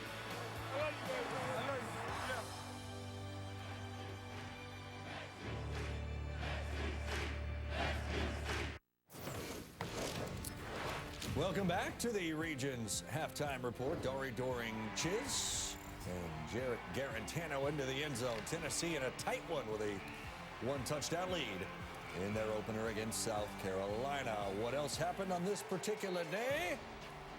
Or is happening, or has happened? Well, LSU walked in with a 16-game winning streak to their home stadium, Tiger Stadium, against Mike Leach and Mississippi State. And this one thing we now know.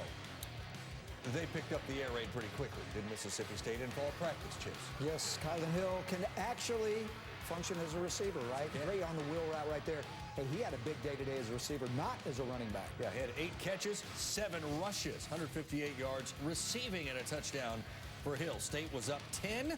Miles Brennan, fourth quarter, down by that 10-point margin. Terrace Marshall, one hand pinned to his side, the other catching a touchdown. Little resiliency for LSU. At this point in time, the momentum was clearly on the side of LSU, but you know what KJ Costello did, Chiz? Answered. They scored the last 10 points of the game to put this thing away. 3 different receivers go over 100 yards receiving. 3 different ones. Unbelievable. 3 receivers for State, over 100 yards receiving. They had 200-yard receiving games over the last 3 seasons combined. By the way, 623 passing yards for Costello, an SEC record he broke by 79. Can you imagine? This is his first game. What is the conference? With no spring practice. What does the conference need to fully grasp about what they saw from Mississippi State offensively? That if you are not perfect on defense in execution, we saw the wheel route by Kylan Hill go down the sideline because they blew a coverage. In this offense, it's kind of like Army and Navy. They know exactly what they're doing, but this is the passing version, right? They get you out of place. You blow one coverage. You miss one assignment. They're going to make you pay. You saw that today, and they got a guy right now who's got experience, who can pull the trigger. I like the way he responded today when things didn't go well on the road, and he delivered today in a big way. And this offense is timing and rhythm. It'll only get better. Well, for LSU, Dari, everybody that thought that they were going to be able to deal with all these mass departures and not miss a beat, well, that was a little misleading. I mean, this offense, they struggled because the offensive line couldn't block up front. They weren't able to run the football. Way too much pressure on Miles Brennan. Yeah, I felt bad for him at times, but receivers weren't getting open. There were a lot of issues that got to be addressed here, and it certainly didn't help. We talked about those 3 wide receivers going over 100. Did not help that Derek Stingley Jr. was not in that backfield today. That's what I was going to mention. He spent last night in a hospital with an illness, non-COVID related illness, but no Stingley. So they were down to 4 guys that started against Clemson in the national championship game, going against Mississippi State, who gave them their first loss since a 7-overtime loss to A&M 2 seasons ago. Alabama on the road at Missouri. Mac Jones, the starter, of course, throws deep for Jalen Waddle. What a catch by Waddle. Hey, I'm telling you, Chiz, this guy is going to have a season this year, stepping into the shoes that were left by Jerry Jeudy and Henry Ruggs. He's going to be a go-to guy. He's already been that over 100 yards receiving in the first half. He's at 121 on 7 catches, 2 touchdowns as we speak. There's Waddle, and then Waddle again with a second touchdown. He nearly had a 3rd touchdown down at the 1-yard line on another throw. 35-3 Bama rolling right now over Missouri. A&M, number 10 in the country. A lot of expectations here, opening with Vandy and down 3. Aeneas Smith, 25 yards for the touchdown. Yeah, well, I'll tell you what, there's not a lot of offensive highlights that you will see from the first half because this Vanderbilt defense that Ted Roof is now commanding is playing much better. Look at the score at the half at Kyle Field. It is 7-5. A&M, speaking of 7-5. I was going to say, I know what you're doing here. Halftime score. That's right. A little foreshadowing. Well, the Cannon built the rundown. It just worked out that way. Georgia, Arkansas. And issues for Georgia's starter, Dewan Mathis. He got the start. JT Daniels was not clear, still dealing with a knee injury. Mathis was not good. 8 of 17, 55 yards, got pulled in favor of Stetson Bennett. The junior Bennett threw for over 200 yards and a couple of scores. Gave him a spark, and they rolled in the second half. Yeah, they found a way to get things going in the second half. Great defensive effort by Georgia this afternoon. All right, South Carolina runs into a little trouble in the form of Henry To'o, and it's hockey. This halftime report is presented by Regions, official bank of the SEC.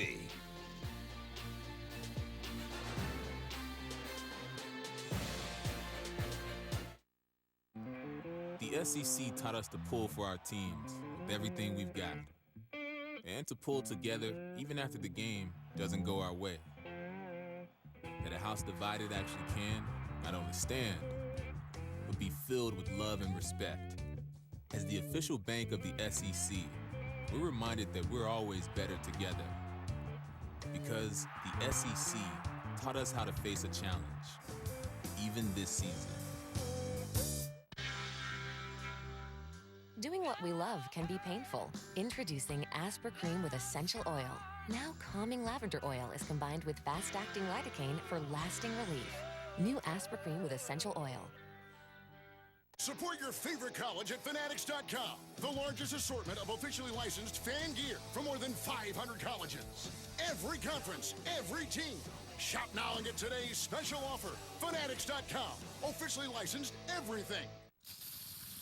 Wish that I was on old Rocky Top. Down Tennessee.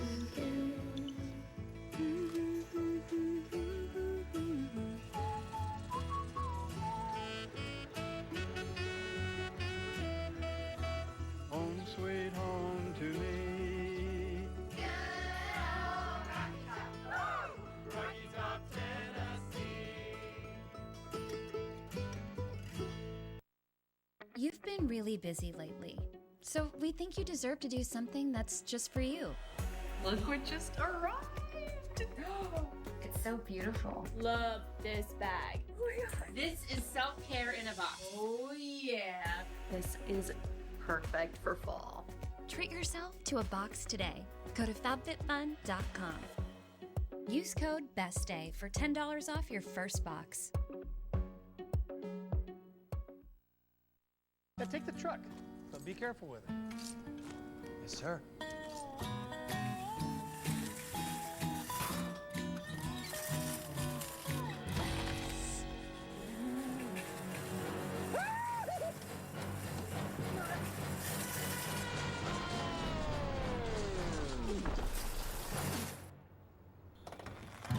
No matter how careful you are, Farm Bureau Insurance is there. A buggy.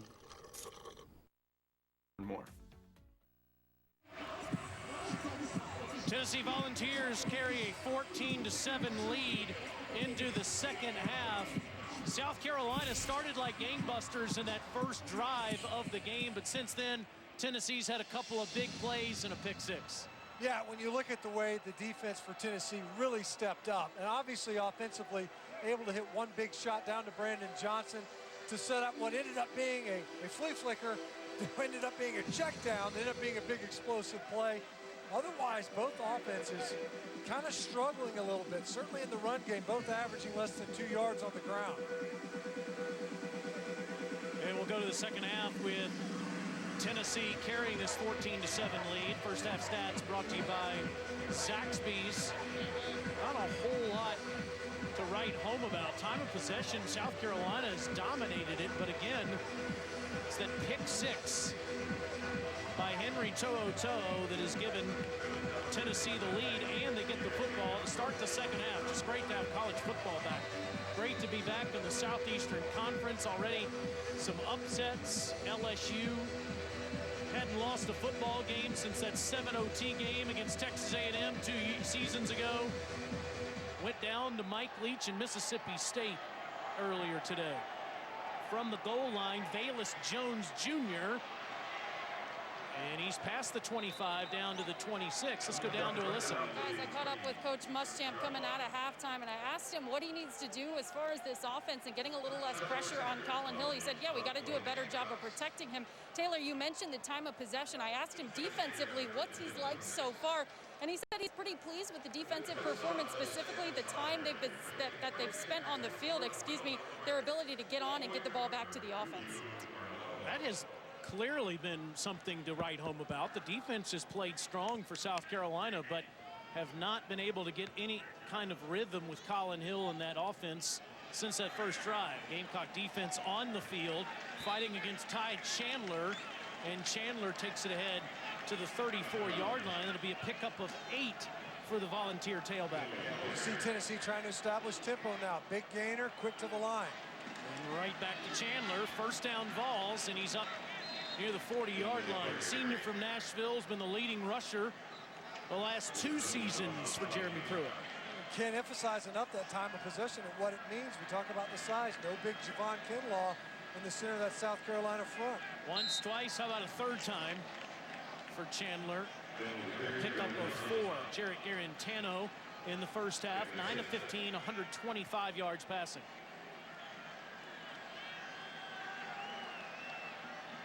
Second and 6 for the fifth-year senior from New Jersey.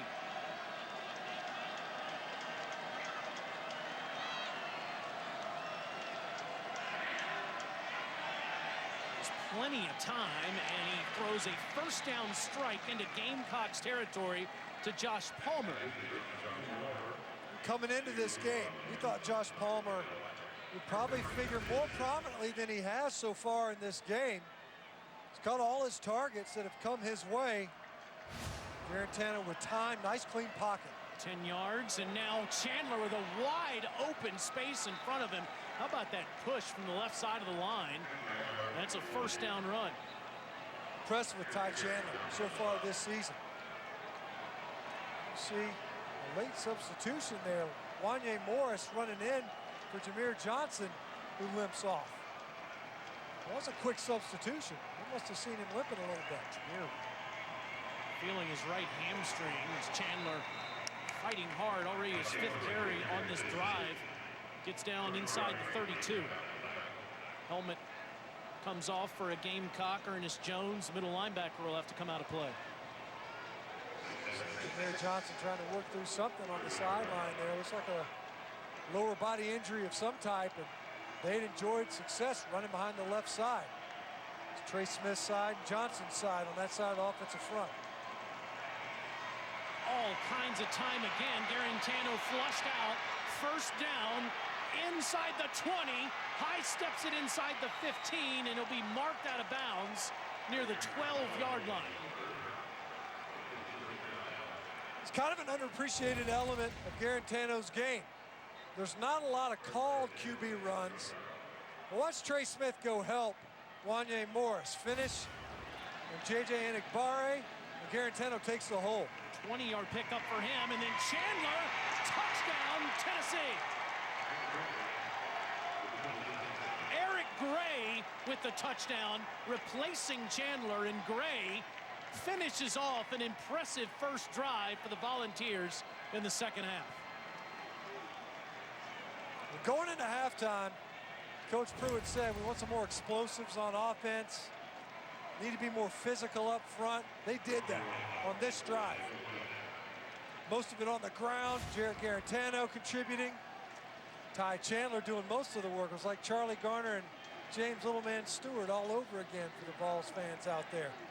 Eric Gray gets to finish off the drive, gets the touchdown. Chandler got him down there. Samaglia finishes it off with another extra point. It was Chandler 5 times. It was Garantano for 20. And then Eric Gray, how about you come in for a play? 12-yard touchdown run for the sophomore from Memphis. All Volunteers at the moment.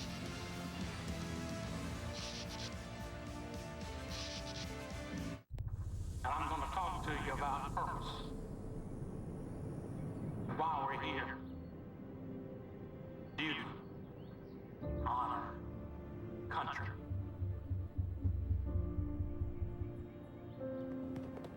Those are American values, and they're our values.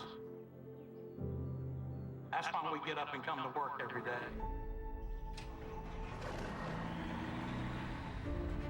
That's why we grew from nothing to the largest in the world.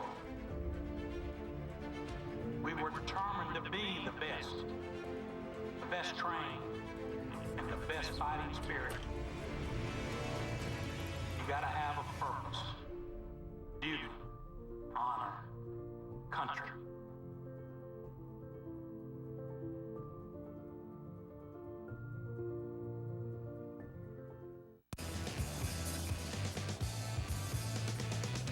Add some resistance. Sarah, your Movie Plus trial is about to expire. Do you want to continue or cancel?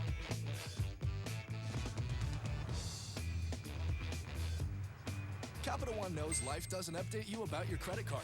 So meet Eno, the Capital One assistant that looks out for charges that might surprise you and helps you fix them. Another way Capital One is watching out for your money when you're not. What's in your wallet? All right. In my Johnsonville commercial, we open with a car chase. There's semis, you got a couple of bikers in there, and grandmas on scooters. There's a news reporter down there, and she's going blah, blah, blah, blah, big car chase. Oh, yeah, they're chasing the Johnsonville Big Taste Grill. Finally, the driver turns to the guy next to him and says, "Did you leave the sausage on the grill again?" And he goes, "Yep. Might as well put him to good use." I don't know how it ends. It could be an explosion, maybe. And that's a commercial made the Johnsonville way. It's Velveeta shells and cheese versus the other guys. Clearly, Velveeta melts creamier. This season, for every field goal and extra point made by participating universities, Allstate will make a contribution to the university's general scholarship fund. Love their participation with this great sport. Tennessee, what a drive that was come out of the half. 21-7, Vols ranked 16th in the country with this current 6-game winning streak.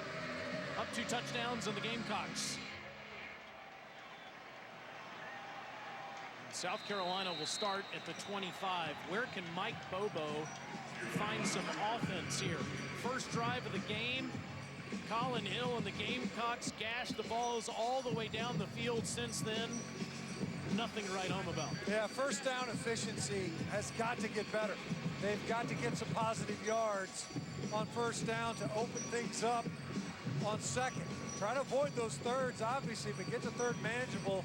You've got to open up those possessions and new sets of downs more effectively. And right now, that line of scrimmage, the best offensive line under Will Muschamp, has to assert itself much better here in the second half. Kevin Harris was the guy that started the game on a great drive. Zaquandre White in the backfield now. Hill tries the deep ball, and it's caught. What a catch made, bound by Xavier Leggett. And Leggett down near the 40-yard line, inside the 40, they'll mark it. Down near the...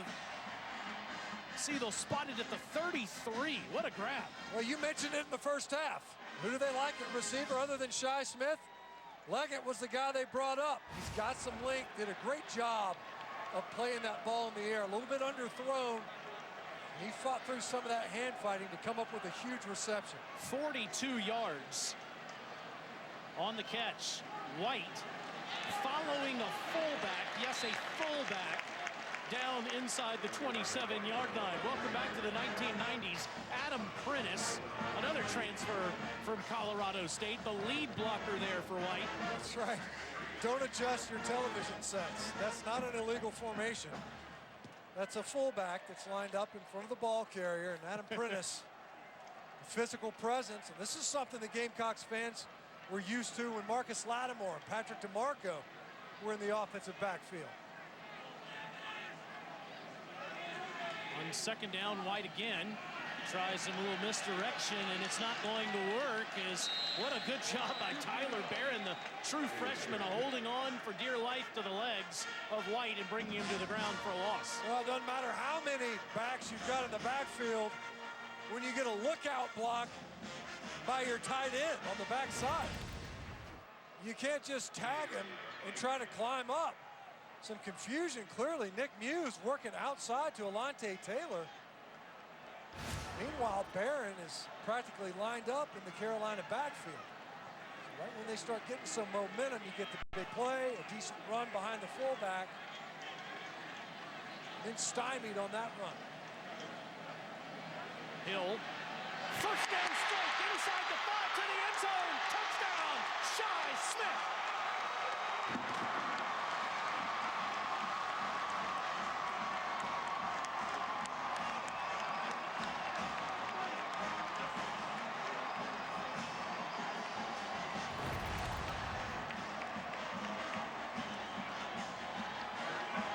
It's a matchup that Mike Bobo wanted.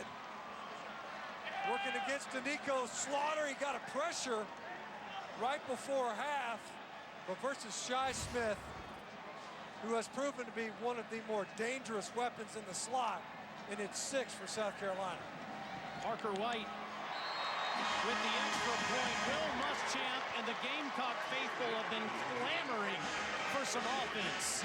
They find it with Shi Smith on a 29-yard touchdown reception on a 4-play drive. Shi over 100 yards receiving on the night, and the Gamecocks back in it.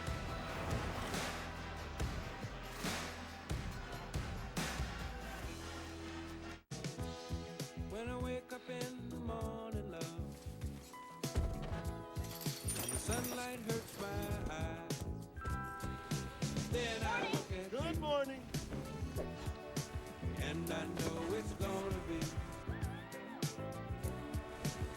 a lovely day. This is the feeling of total protection. Now that we protect your identity, mobile phone, auto, home, and life, you've never been in better hands. Allstate. Click or call for a quote today.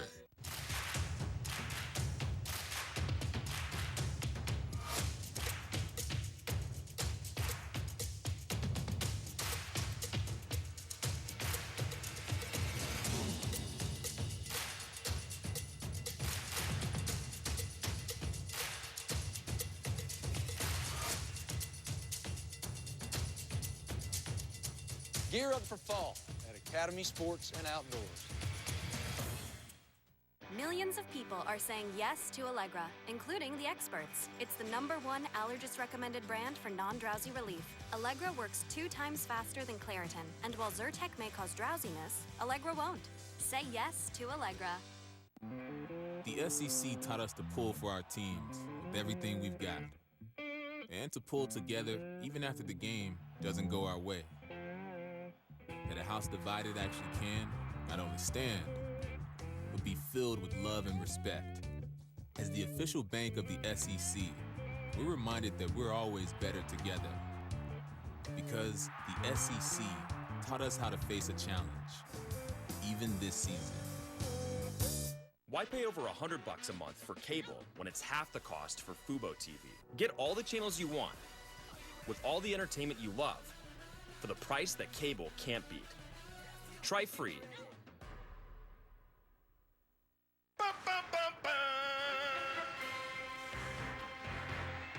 Patrick Mahomes, Lamar Jackson. It's the Chiefs and the Ravens on Monday Night Football. Sign me up for that. 2 of the very best in the world squaring off on Monday night. We've seen some offense here. Mahomes and Lamar would be proud of the way these two have started the second half. And yeah, we're still dancing around here at Williams-Brice Stadium for some college football on a Saturday night. Velus Jones from the 3. This guy can fly past the 40 and out near the 43 for the product from Saraland, Alabama, by way of Southern California.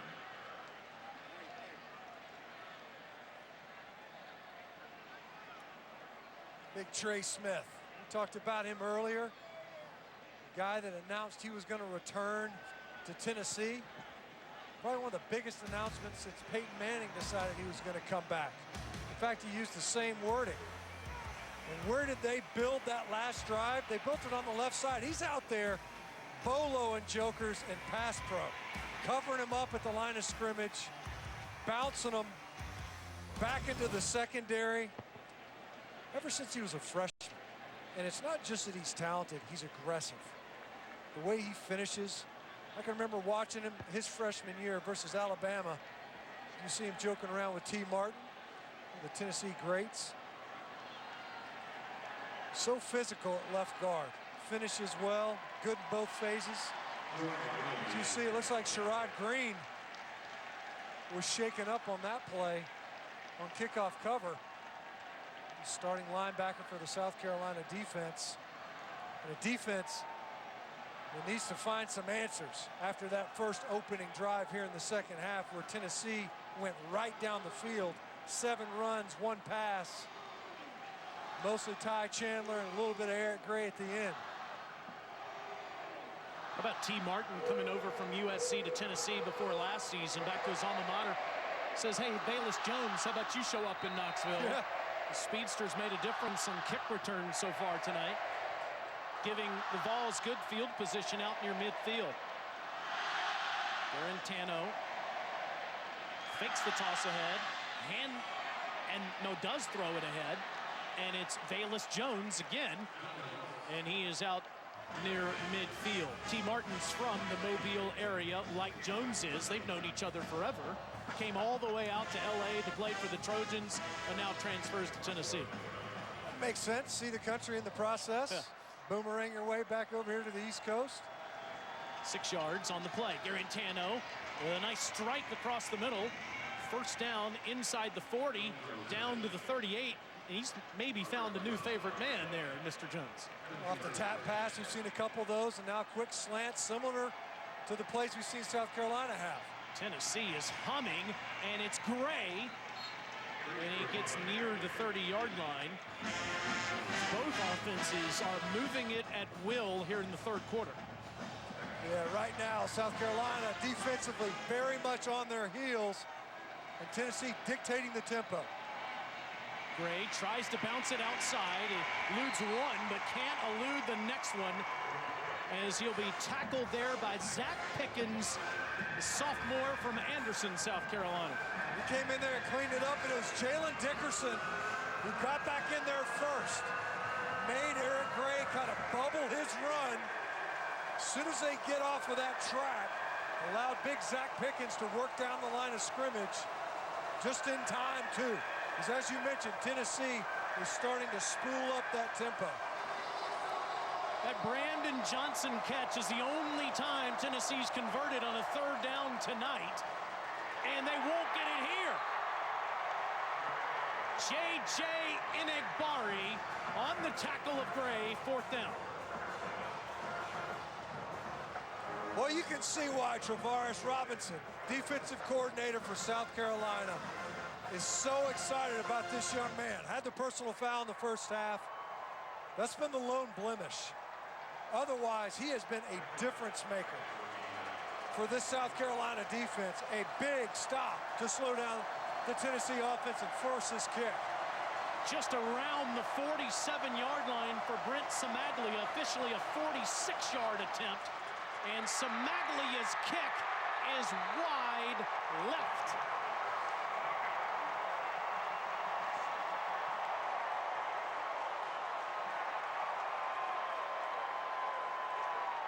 I wonder if Samaglia, who's pretty automatic, he's hit some game winners in this series, may get another chance yet. Got a little pressure. South Carolina was able to slip somebody through. And Samaglia pulls it left. South Carolina defense stands up.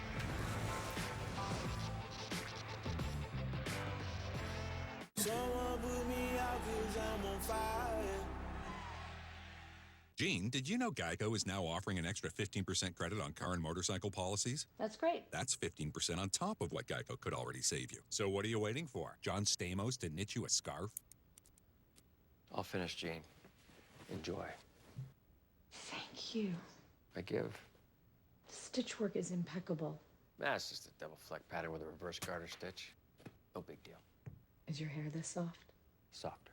Geico. Save an extra 15% when you switch by October 7th. It's Velveeta shells and cheese versus the other guys. Clearly, Velveeta melts creamier. The Greenlight debit card and app makes it easy to manage your kids' money with convenient tools like a built-in savings account, automated allowances, instant transfers, and more. Kids form smart money habits that prepare them for their futures. Greenlight, raise financially smart kids.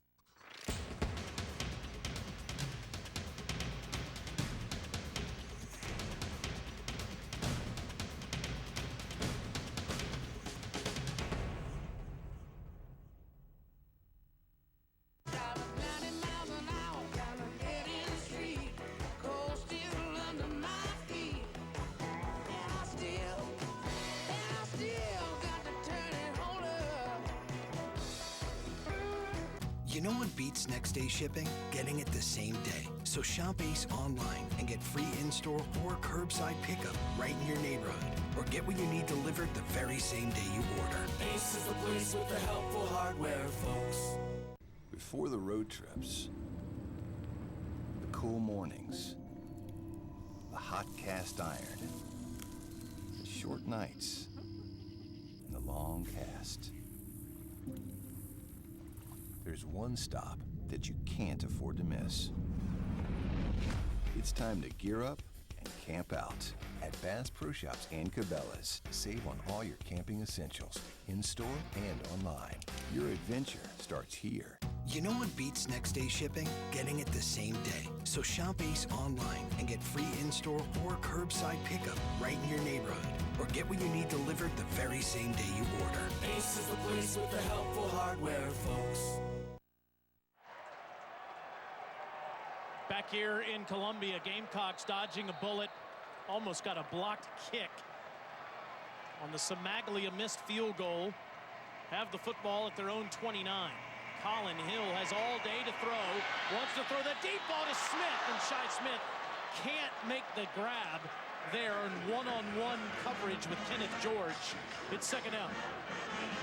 And moving Shi Smith around, but you mentioned it. Gamecocks, watch J.J. Anigbari right in the middle of your screen, 52. He affected Samaglia. He sees that color. He's got to, at the color, at the corner of his eye, that jersey flashing right in his field of vision. It has to impact the place kicker, especially one as consistent as Samaglia. A huge play by Anigbari once again. Tennessee coming after Hill. They pick up the pressure, and that catch is made sitting down on a slide there by Nick Muse. It's a first down for the Gamecocks. The senior tight end from Belmont, North Carolina, has been hampered by injuries throughout his career at William & Mary and at South Carolina. Gives the Gamecocks a fresh set of downs. Sean Fenwick in the game. They fake it to him. Hill flushed out. And he throws it away. But impressive to see the wheels there for a guy who's had those 3 ACL injuries. You're not kidding. And you know what? Fearless. You mentioned it earlier. Is Colin Hill, is he worried at all about that knee? He doesn't play like it. He's got a big brace on his left knee. As you mentioned, 3 ACL injuries in his college career. Only played 3 games last year. Injured versus Arkansas on a low hit. And he fought his way back. In fact, Nick Muse, who he's found a couple of times for conversions in this game, had marveled to Coach Muschamp. He's only come back from 1 ACL. He can't imagine coming back from 3. The toughness of number 15 stands out. And he throws again in a laser into Tennessee territory. Muse spins down to the 37-yard line. Offensive coordinator Mike Bobo said he wanted to get a matchup on number 27, Quavaris Crouch. Last year, Crouch played a little bit of running back, rushed off the edge. This year, he's being asked to play inside linebacker, in coverage, confused, and Muse was wide open over the middle of that Tennessee defense, an area that South Carolina has been attacking with a lot of efficiency. 20 yards from Muse. He has 5 catches and 50 yards. And the handoff goes to Fenwick. Now the fake nails to Shi Smith on the other end. And a nice job of misdirecting everybody there. Faking to Fenwick, not even looking at Shi Smith. Nice play action fake, boots him out. So you get out of that pocket. The protection hasn't been great all night, but you're in the eye. So it's a heavy run look. And it's easier to leak Shi Smith out. Alontae Taylor with the shot, but not until Shi Smith got the first down. And another first down with Hill. And leading his receiver too far in front. It's incomplete. He was looking for Rico Powers, true freshman from Atlanta. That time Jeremy Banks was in the Carolina backfield, linebacker for Tennessee.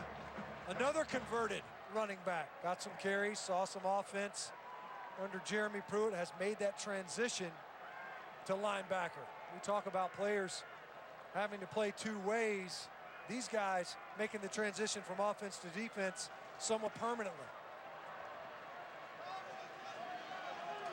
Ernest, the fullback. Fenwick, the tailback.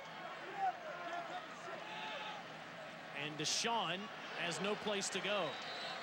It'll be 3rd and long for South Carolina as Alontae Taylor has been all over the field for the Vols tonight. You can line up in these heavy run sets, but you got to get push up front. Really poorly blocked that time by South Carolina. The line of scrimmage just moved backwards. Nowhere to go with that football as the ball carrier with Deshaun Fenwick. A good job by Tennessee of moving the line of scrimmage. 3rd and 10 for the Gamecocks.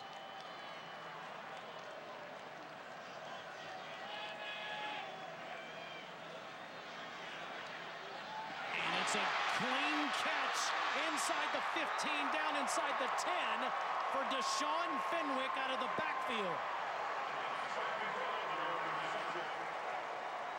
We talked about running backs. Can't just be running backs in this offense. They have to protect. They have to be receivers. And Fenwick, we talked about it, didn't get a lot of running room last time. Crossing pattern, once again, stretching that Tennessee defense, especially over the middle. They're underneath defenders. Fenwick able to get a step and a big gainer to put the Gamecocks inside the 10. 20-yard catch for Fenwick, now standing next to Hill in the backfield. Collin looks his way again. Fenwick makes a man miss, dives, and they're going to mark him short just inside the 1.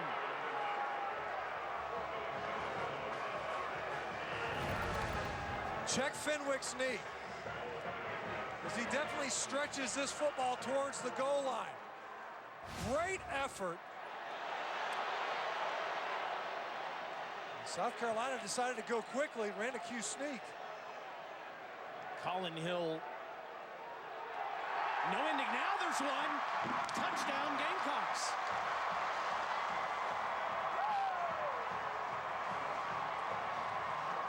You think number 15 for South Carolina is fired up? Out there jumping around on that rebuild ACL. Deshaun Fenwick, excellent individual effort. Nearly got it in the end zone. May have. South Carolina said, forget it. Let's not wait on a review. Let's just get it in and leave no doubt. A little bit of delay, but eventually those hands go up. How about these offenses here in the second half?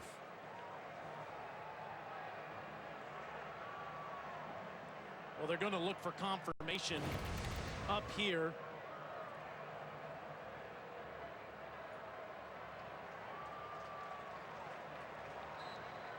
Hard to see anything there. I mean, assuming it stands, Stinch, that's a 10-play, 71-yard drive to start the half, and then a 4-play, 75-yard on top of it for South Carolina in their first 2 drives of the second half. Parker White makes the extra point, and we've got a brand new ball game with 4:32 to go in the 3rd quarter. Well, what was the story of the first half? Defense, mainly. We come out here in the second half, all of a sudden the offenses look unstoppable. Did a great job, both these play callers coming out. Obviously Tennessee establishing that ground game, South Carolina mixing it up. But they were able to attack the middle of the field. They got some matchups that they liked, a couple of matchups versus linebackers in coverage, and it's paid off big for the Carolina offense. Able to pick up some big gainers and then finally punch it in. Same end zone that they started off with in the first quarter. Next Saturday, we have another full slate of college football games right here on the SEC Network. It's Mizzou and these Tennessee Volunteers kicking things off at noon Eastern, 11 a.m. Central. Then Kentucky host Ole Miss. That's at 4. And at 7:30 Eastern, it's LSU, fresh off the loss to Mississippi State, against the Vanderbilt Commodores in our SEC Saturday night matchup. The SEC Network alternate channel also has a game, Arkansas and Mississippi State. We are loaded with conference matchups exclusively here all season long. It's a fan and a broadcaster's dream. That's right. For a conference-only slate. Coaches don't seem too thrilled about it. We're sitting there going, wow, man, this is a tough slate. And that last drive, J.J. Enagbari did a great job of making the pocket collapse, influencing this offense. Negative yardage plays, forced the missed field goal.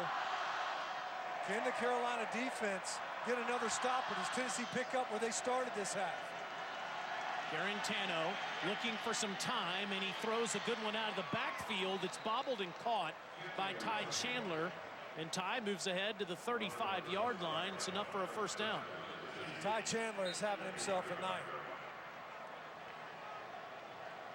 Been very effective. Not eye-popping numbers, but has been very efficient out of the backfield for Tennessee. Fake the handoff to him. Garantano goes to Palmer. He turns and makes a man miss. He's into Gamecock territory and out of bounds up near the 45-yard line. Josh Palmer, just so strong. Spun right out of the would-be tackle of Cam Smith. Easy completion. It's the yards after the catch. They got a lot of that last year out of Jawan Jennings.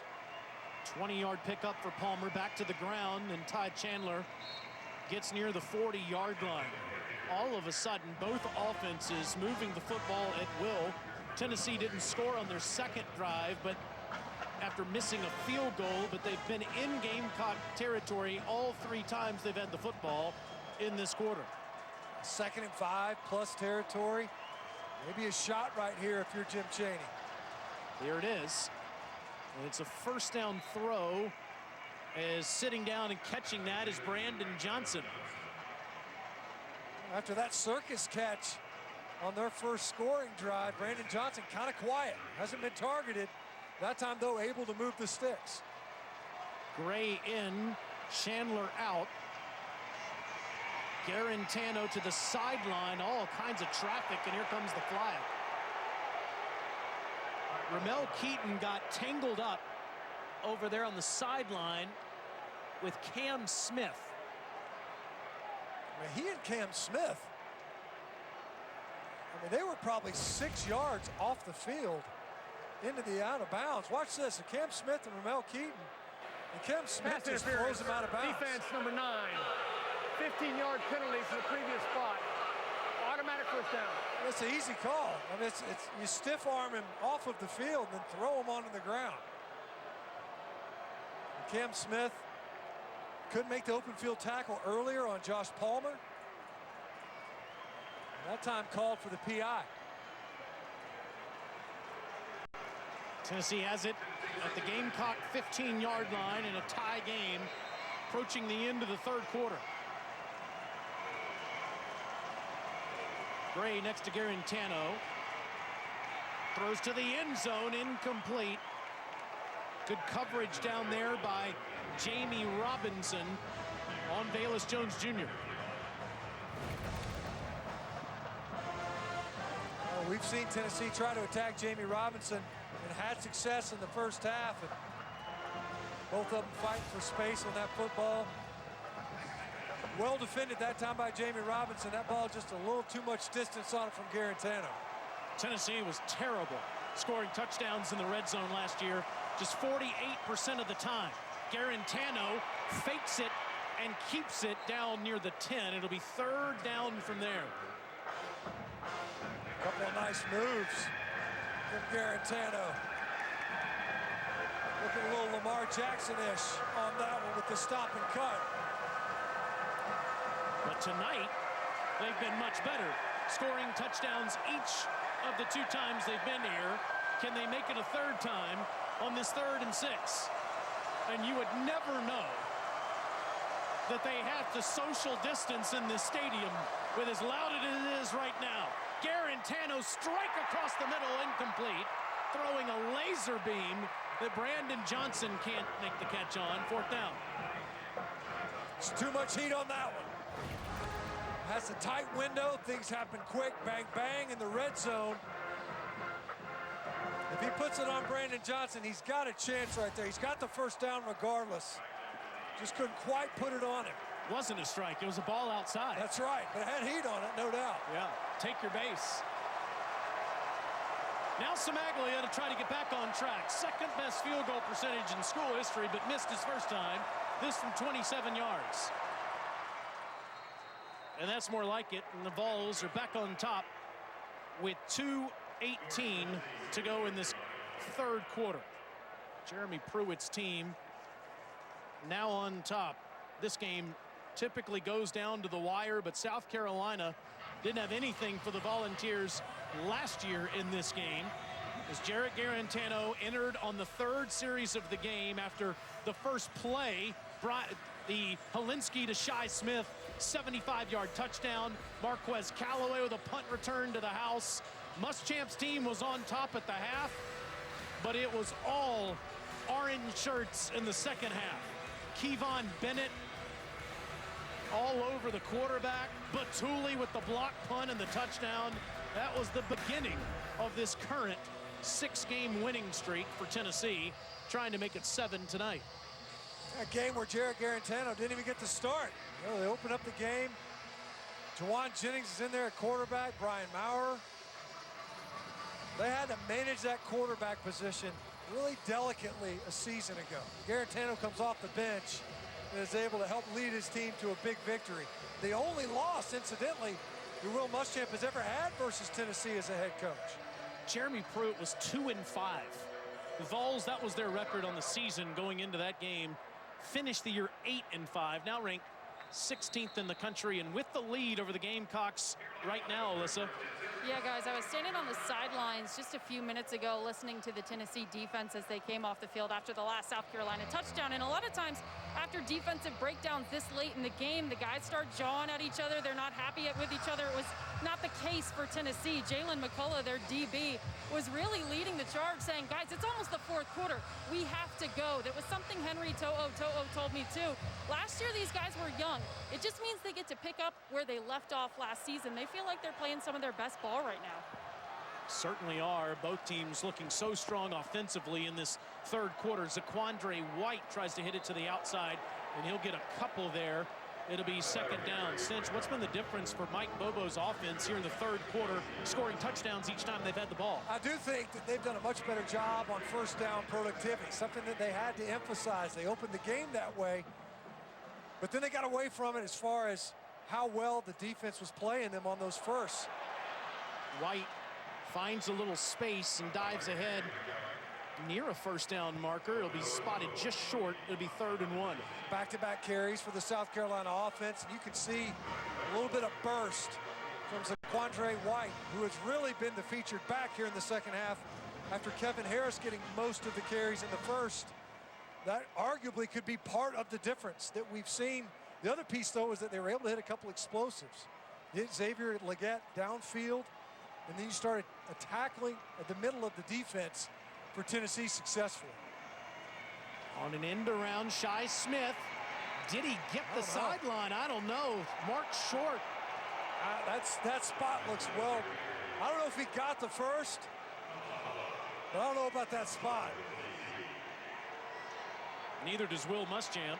He's standing right there. I'm sure he will assist the line judge. He's talking to his coaches upstairs, wondering if he should challenge that.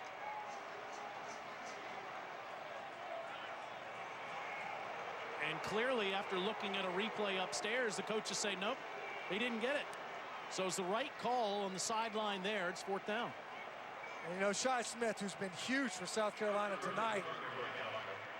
But right there, you got to know where the marker is. Maybe lower your shoulder and try to muscle your way downfield. Good kick by Kroger with a flag down, and Eric Gray calls for a fair catch inside the 20.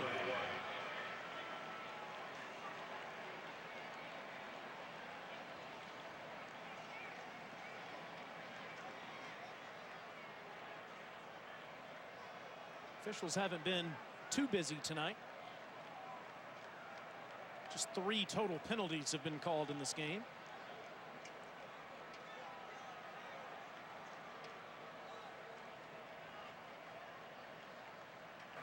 Illegal substitution on the offense. Number 9 was still in the field of play when the ball was snapped, and that made more than 11 players. The penalty is 5 yards, and we're going to be forced from the end of the return, first down. Let's go back and look at where Shi Smith was out of bounds on this jet sweep on this 3rd and 1. Well, I'll tell you what, the fact that you're running a jet sweep Tennessee has chosen to accept the 5-yard penalty at previous spot. It'll be 4th down. That means Tennessee will force South Carolina to punt again after Kroger had a good one, so we'll do this again. And if you're South Carolina, you hold your collective breath. As Will Muschamp said, Kroger, he's an athlete, he's a good punter, but he's not very consistent yet. So you force him to punt it away one more time. We've already seen some adventures in special teams here tonight. That's a bang-bang play on that end around, a fly sweep rather to Shi Smith. You gotta find a way to get that yardage right there as you're running to the boundary. See if Tennessee can get some yardage after taking this penalty as Kroger try to punt it again to Eric Gray after a good one last time. Came after it. Gray fields it, and it'll end up netting Tennessee about 13 yards by accepting that penalty. Tonight, it's the premiere of SEC Football Final, hosted by Dari Noko, Gene Chizik, Chris Doering, and Roman Harper. I'll take you through the biggest stories from the day and break all the games down. It's at 10:30 Eastern right here on the SEC Network and the ESPN app. Really have enjoyed watching Roman this season. I know you've been on a lot with him on SEC Now, a Super Bowl winning player at the New Orleans Saints and a Crimson Tide defensive back. Chris Doering has been working out like a crazy man as they've delayed the start of the season. Thankfully, he's put the weights down. It's time to play some football. He looks hungry. I'm going to buy the guy a sandwich. And the flag comes in here as we approach the end of the third quarter, just 41 seconds remaining. Prior to the snap, false start, offense number 75. 5-yard penalty, remains 1st down. Now, I know we've had flags on consecutive plays as Jerome Carvin gets one there, but Cinch, I'm pretty impressed at the lack of flags we've seen in the first game with such little practice time. When you pointed that out earlier, and it's felt like a pretty clean game. They've certainly let them play, especially in some of these contested throws, but nothing where I think it's been missed. That's a credit to both these teams. They played a relatively clean game. Eric Gray has a hole, and he gets out near the 34-yard line, picking up 6. Will Gray and Chandler be the face of Jim Chaney's offense this year? This guy, Gray, was the MVP of the Gator Bowl, rushing for 115 yards in the win over Indiana, and he had 246 versus Vandy in the regular season finale. 94-yarder versus the Commodores, and set a record. Longest run by a freshman in conference history. Garantano's just going to let the clock run out and get ready to play the 4th quarter.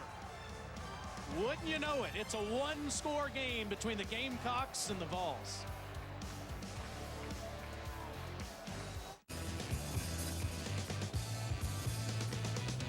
Add some resistance. Sarah, your Movie Plus trial is about to expire. Do you want to continue or cancel?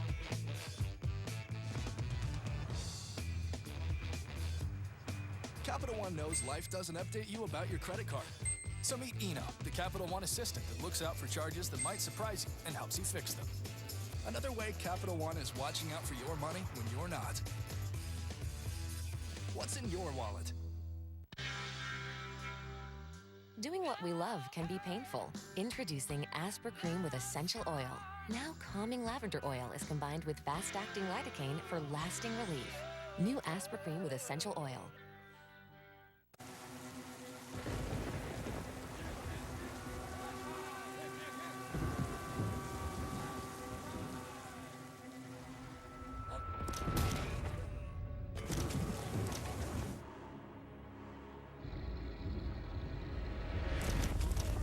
When severe weather knocks you down,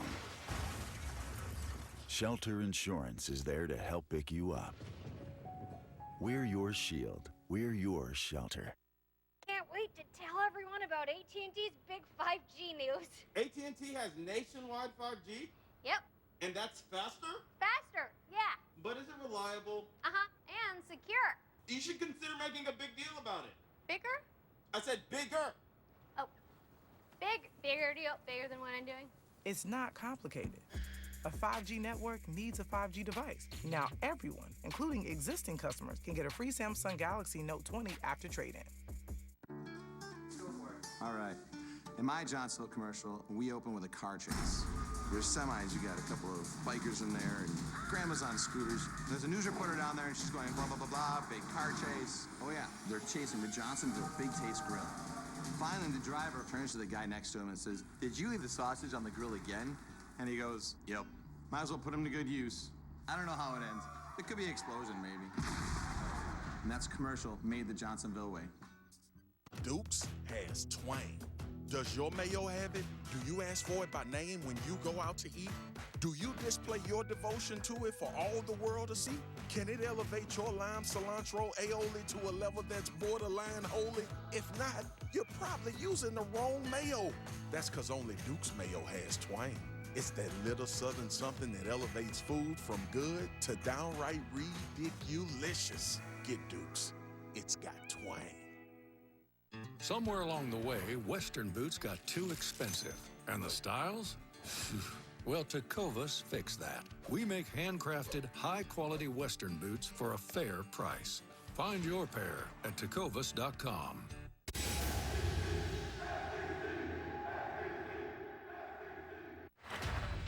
And now let's take a look at our 15 minutes or less, brought to you by Geico.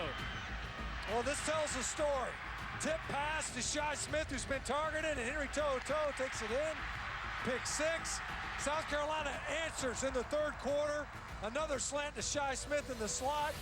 And then Samaglia, who was able to hammer a couple of game winners, able to get up there.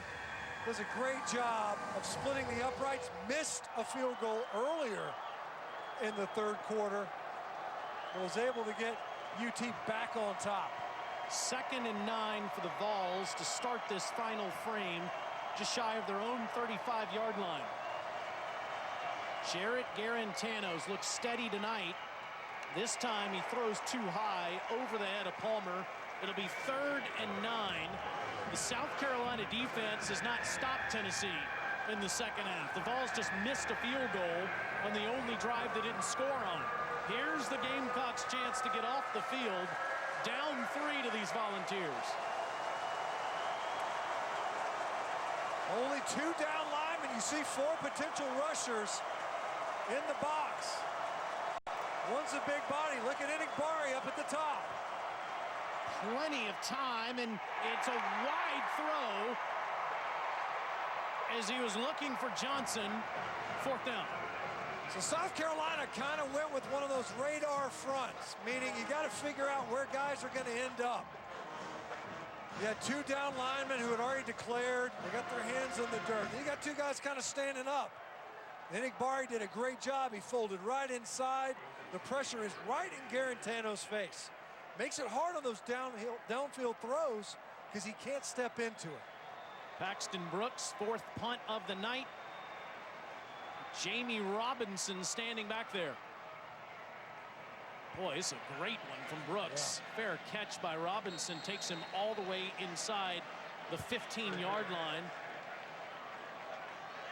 That'll be marked shy of the 15 at the 14-yard line. That is a 52-yard punt by Paxton Brooks. Next Saturday, it just keeps going and going.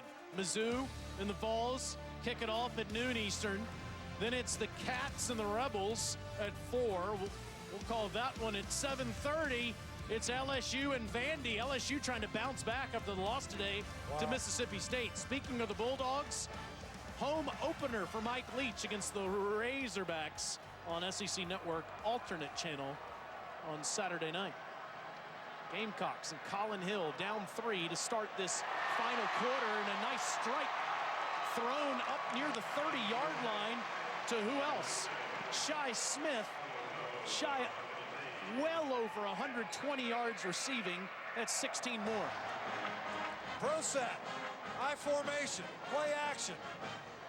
And it's an easy pitch and catch. Shi Smith, as you mentioned, working out of his comfort zone in the slot, able to pick up an easy opening 1st down on this possession.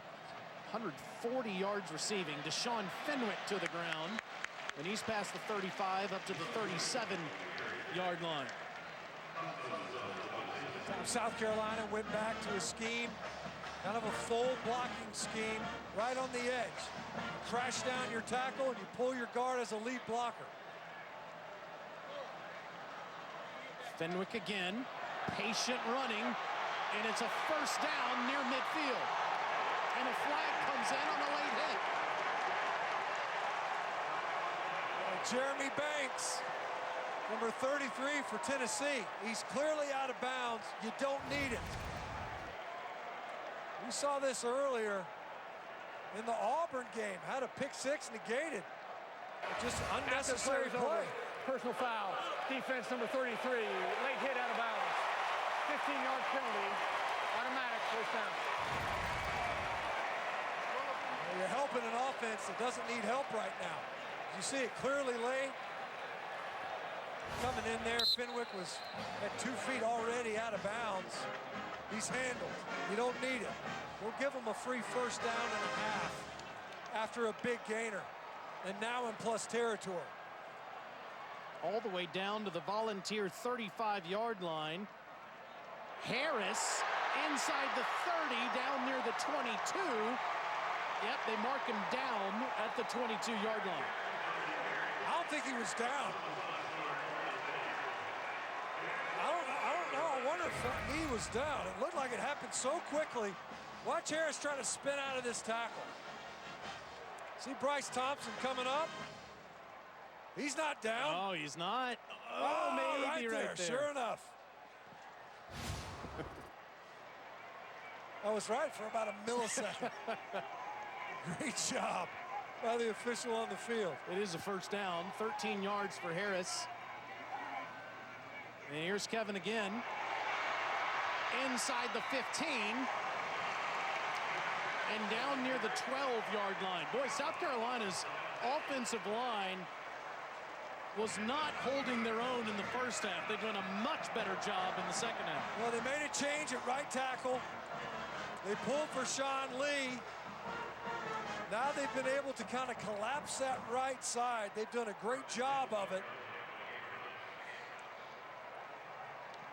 And that scoring, that stat you just saw on the screen, South Carolina dominated in the fourth quarter last year. 7 of the 8 SEC opponents they face outscored them in the final frame, including Tennessee, who whipped them. Hill, all kinds of time, and across the middle, incomplete to Shi Smith, who wants a flag but won't get it. Trying to force one in there that time. Lucky get this ball back. You see more of what Alyssa was talking about, a lot of jawing. There was some contact, there's no doubt. All night long, we've seen one PI, and it was a blatant PI. But this officiating crew, they've allowed the defenders and these receivers to be very physical in their routes. As that ball arrives, we've seen a lot of physical finishes to these throws. Smith goes in motion, and it's Harris hitting the hole, but tackled. Nice open field tackle by Kevon Bennett. Look at the athleticism. Biscuits boy is showing off. You got to get control of this now. I know chippiness is getting physical. Shi Smith in there mixing it up. You got to get him out of there. If you're a South Carolina Gamecock, you got to go in there and get your playmaker out of there. Last thing you need in the final stanza, you got a scoring opportunity, is for your playmaker to do something stupid. Not only cost you yards, but maybe get tossed. Great point. Of course, Biscuit would be Cornelius Bennett. Incredible linebacker from Alabama, watching his son play for the Vols. Here's a third down play, 10 yards to go. No Shi Smith on the field. Hill in trouble, sacked. Just shy of the 20-yard line. DeAndre Johnson in there again. That time more of a coverage sack. Colin Hill knew he can't make a bad decision right here. Don't throw the ball under duress. It's a 3-point game. You see him with his eyes downfield. Doesn't like that first read. Looked like he wanted to hit something to the left side of the formation, if not a swing pass to the back out of the backfield. Eat the football and try to end the possession with a kick. Parker White to tie things up. This is a 35-yard attempt for the senior from Mount Pleasant, South Carolina. and he's done just that. On almost an annual basis, the Gamecocks and Vols go to the wire. Nothing different this year. When pain wears you down, you need fast relief. And new Icy Hot Dry Spray delivers. Feel it working instantly, providing powerful relief to muscles and joints. Icy to dull, hot to relax. New Icy Hot Dry Spray. This selenite gray is so pretty, isn't it? Wow. Jim, could you pop the hood for us? There she is. Turbocharged, right? Yes, it is. Jim, could you kick the tires? Why? Why? We're buying a car. That's what you do. Oh, yes. Jim, could you change the color inside the car? Oh, sure. How about blue? That's more cyan, but jump in the back seat, Jim. Act like my kids. How much longer? Exactly how they sound. Wait, it's got massaging seats too, right? Shop from home or in person to learn more about the Mercedes-Benz sedan family, starting at just $33,650. The SEC taught us to pull for our teams with everything we've got. And to pull together even after the game doesn't go our way. That a house divided actually can not only stand, but be filled with love and respect. As the official bank of the SEC, we're reminded that we're always better together. Because the SEC taught us how to face a challenge, even this season. In Alabama, we love our college sports. We cheer every long run, every touchdown, every slam dunk, regardless of the color of the player's skin. Now these athletes are asking for us to hear them and come together for social justice and heal the racial divides we know exist in our country. They rise to the occasion for us, and now it's time for us to rise with them as one Alabama. I'm Doug Jones, and I approve this message.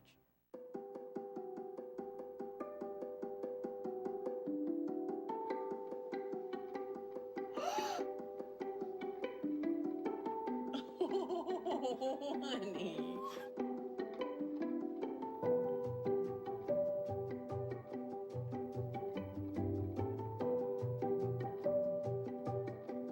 What do you think? You love it?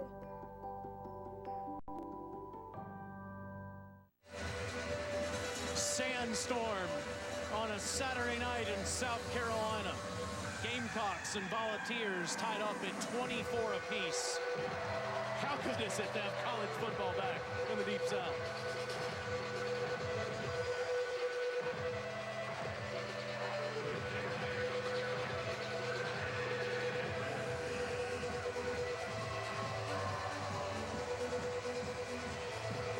Parker White, make it Mitch Jeter actually. It's kicking deep to Velus Jones, and Jeter's done a good job kicking all night. Tennessee starts at the 25. Let's look at the comeback moment supplemented by Aflac. We talk about what's gone on.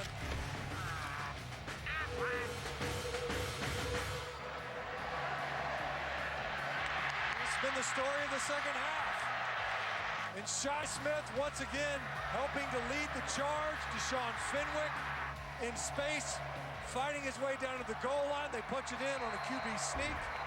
And then Parker White able to stripe one right down the middle to knot this game up. Ty Chandler is ahead, and he gets almost 8 yards. Alyssa, how good is it to be back on the sidelines of a tight game in the SEC? Man, it's indescribable. You guys know this. Everyone at home knows this. I mean, I still remember being in Nashville for the men's basketball tournament and getting sent home when the sports world and the entire world really stopped. So this is nice. I'm going to savor it.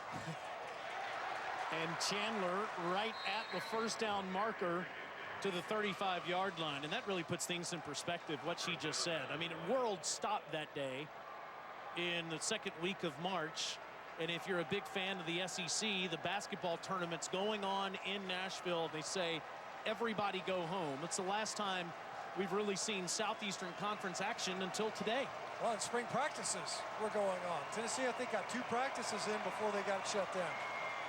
Garantano fakes to Gray from a muddy pocket. He finds a wide open receiver streaking down the sideline inside the 35-yard line, and it's caught by Johnson. Brandon Johnson's had a big night, the 5th-year senior with another catch, this one for 33 yards. And Jarrett Garantano took a shot, stood in there, and delivered it downfield. Going quickly, Garantano wants to throw the deep ball, end zone, touchdown! Josh Palmer. 33 yards to Johnson, 32 yards to Palmer. Went after Cam Smith, who's been in at corner here in the second half. Got called for a PI earlier. See this matchup outside. Cam Smith just goes to the ground. Josh Palmer, an easy look and a well-placed ball from Garantano, uncontested after Smith went to the ground.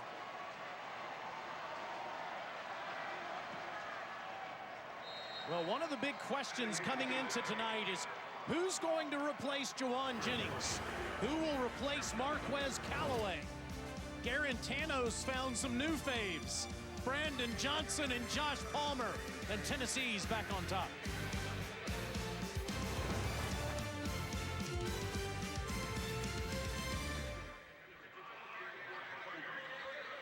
For $5, you could upgrade to the Sparkly Sprinkle Pack on Cupcake Conquest.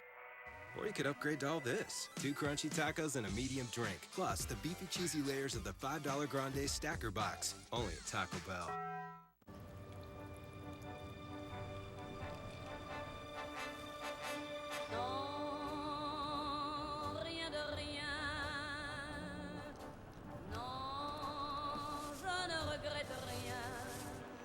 Smooth driving pays off. With Allstate, the safer you drive, the more you save. You've never been in better hands. Allstate. Click or call for a quote today.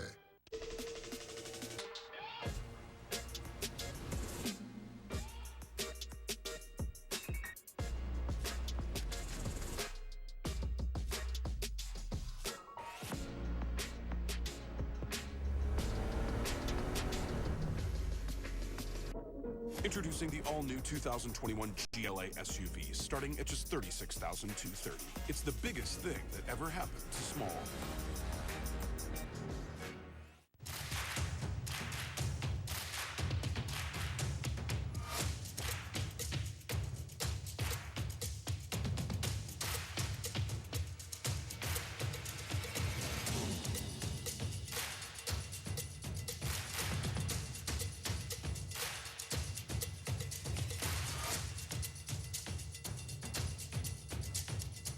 Gear up for fall at Academy Sports and Outdoors. At Credible.com, we've helped tens of thousands of people save money by refinancing their student loans. In 3 minutes, we'll get you actual rates from multiple lenders. We could save you hundreds of dollars a month. Visit Credible.com to see how much you could save. What you're looking at is what should be the starting cornerback and was tonight, Israel Mukuamu, number 24. Start of the game, we haven't seen him since late in the second quarter. It's been Cam Smith who's been taken advantage of. Tennessee has gone after him repeatedly downfield. One resulted in a PI. They tried the corner route. It was a little bit overthrown earlier, and finally Garantano able to connect with Josh Palmer working against the freshman. Otherwise, that's typically a 6'4", 205-pound corner who's thought to be half of one of the best defensive back duos in the country, the other being J.C. Horn. He has not been available here in the second half for South Carolina. He had those 3 picks against Georgia last year, but nowhere to be found at the moment. South Carolina gets it at the 25, Alyssa. Yeah, guys, as we look at this game, 9:35 left to go. It's a one-score game. Colin Hill taking the field. Stinch, you mentioned J.C. Horn. Well, he's gone against him in practice for the last 40 days or so he knows a little bit about Colin Hill. One of the first things he told us about him was his poise is so noticeable. He's got this confidence about him. Gamecock fans will certainly hope to see that now as we finish out this game. I can say on the sidelines, he just flips the hair, puts the helmet on, takes the field. Let's go. The old hair flip. There you go. Zaquandre White in the backfield with Hill, and a little dump off, and that is blown up. blown up in the backfield by Bryce Thompson. Guy playing 20 minutes from home from Irmo, South Carolina for the Volunteers. I thought Bryce Thompson, he got such a good break on this. I thought for a second he might almost beat Zaquandre White to the ball, which is hard to do when you're throwing to a back right out of the backfield. Great read, great trigger by Bryce Thompson. It's his 8th tackle tonight. It's a loss of 4. 2nd and 14, Hill, and that's underneath. And it is caught by Leggett, but it'll be 3rd and long. The Volunteers are all over the Gamecocks to start this drive. The pocket was bending in, starting to collapse outside in on Colin Hill. He was able to deliver it just in time, surrounded by Volunteer pass rushers who've done a good job. They have won more often than not, especially on 3rd downs. A 3rd and obvious here, they'll pin their ears back. Gamecocks 5 of 12 on 3rd down tonight. Hill to the sideline, and it's incomplete. He was looking for Leggett, and Alontae Taylor has the last word. Time, pretty good protection. As you see, one-on-one with Alontae Taylor. Looked like Taylor grabbed that jersey just a little bit. See him as he goes by. He actually pulled him towards the ball. But all night, as you see Derek Ansley there, he's fired up. The coordinator for Tennessee. Kai Kroger with his 6th punt tonight for the true freshman. This is a short one, and Eric Gray will watch it die near midfield. A short punt of just 27 yards.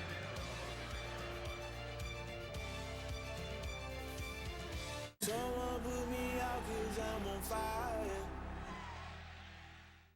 Every day I work hard and eat what's right for me.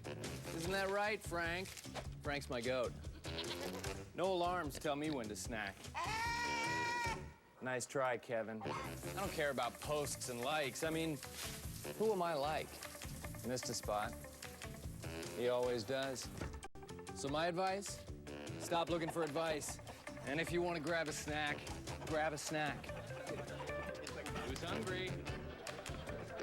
This selenite gray is so pretty, isn't it? Wow. Jim, could you pop the hood for us? There she is. Turbocharged, right? Yes, it is. Jim, could you kick the tires? Why? Why? We're buying a car. It's what you do. Oh, yes. Jim, could you change the color inside the car? Oh, sure. How about blue? That's more cyan, but jump in the back seat, Jim. Act like my kids. How much longer? Exactly how they sound. Wait, it's got massaging seats too, right?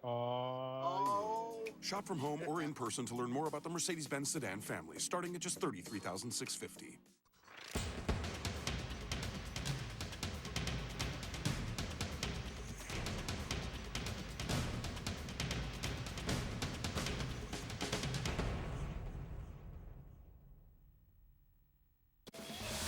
The SEC and SEC Network thank our official corporate sponsors for their continued support of our student athletes during every championship season.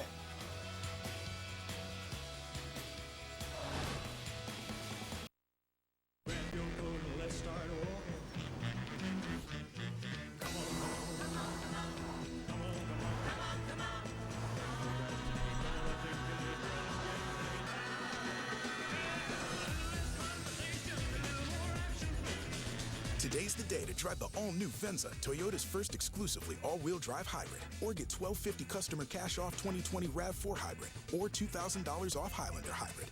Toyota, let's go places. Do headaches and migraines have you stressed out? We feel your pain. Right now, the last thing I want to do is stand in line at a pharmacy. Or try to find an available doctor's appointment. Thanks to Nurex, I can get ahead of my migraines and tension headaches from home. The Nurex medical team works with me to develop a personalized treatment plan. And they deliver my preventive and pain relief medication right to my door. Take the stress out of dealing with migraines and break up with your headaches. Go to Nurex.com to get started.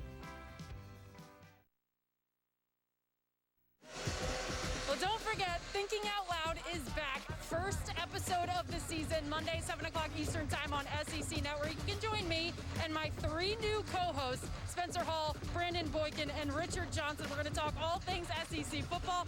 And you know, if you've watched the show, we're going to have a dang good time doing it. So hang out with us. The social media is typically pumping through that. Taylor Cinch, I know you like to tweet and watch the show too. You know me. We appreciate that. Big tweeter. GMAC tells me there's a new name to that show as the little pass goes out there to Velus Jones Jr. for a few.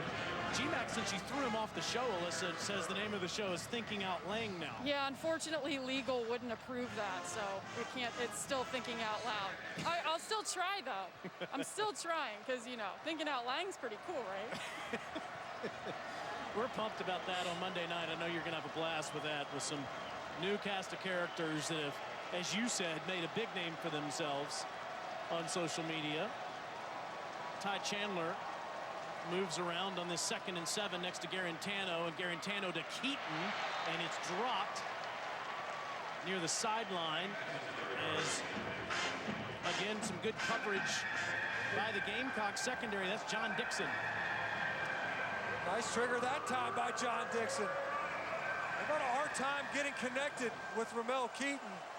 Big 3rd down. We've seen them go after this secondary repeatedly on these 3rd downs, not just for conversions, but for big plays.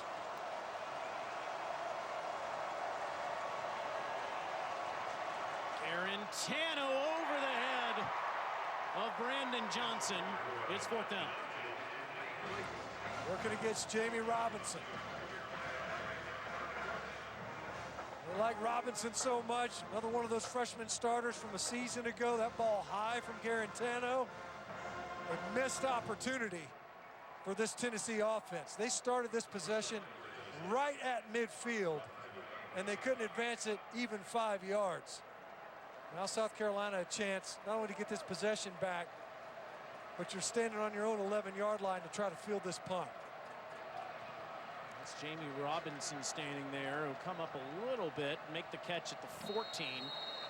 And that's where South Carolina will start.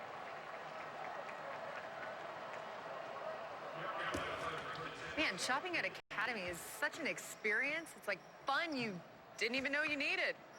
All over the place. It's everywhere. What? Oh, okay. Yep. Yeah. So help me if you want to. I'd love to. South Carolina with the football. 7:11 to go in the game. Down a touchdown to Tennessee. Volunteers started this 6-game winning streak against the Gamecocks in Knoxville last October. Deshaun Fenwick, who's looked good in the 2nd half, is past the 20-yard line, giving Colin Hill and that offense a little space. It'll be 2nd down and 4. I say big Javon Gwynn, right guard for South Carolina, is one of their strongest players. The right side's doing a pretty good job. South Carolina they've had a lot of success running to that right side, into the boundary, getting some nice push at the point of attack now. Fenwick with nowhere to go this time as Jeremy Banks was in the backfield with Fenwick as soon as he got the ball. As an offensive lineman, you're hesitant to bring guys up. Javon Gwynn this time. Watch him pull out number 54 from right guard. You got to be ready for that edge player. That's your guy. Jeremy Banks just knifes into the backfield. Great job by number 33. Got flagged earlier for a late hit out of bounds on a big play, that time with a negative yardage play. As an option toss and a good one to Fenwick for a 1st down. We'll see if this counts as a run or a pass. South Carolina, 34 passes, 34 rushes going into that play, and it's a 1st down. How's that for balance?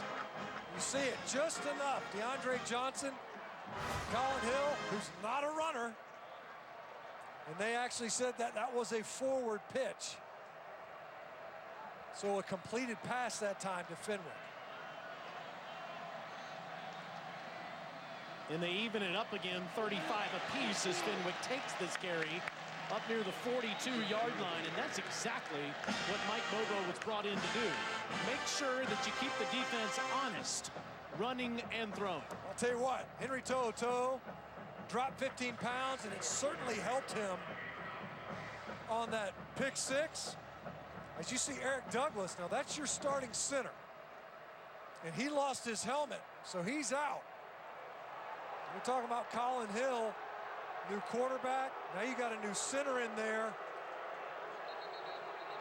Watch the center quarterback exchange. And flag comes in. They reset the game clock. You see Vincent Murphy, number 74, the new center in the game for Eric Douglas.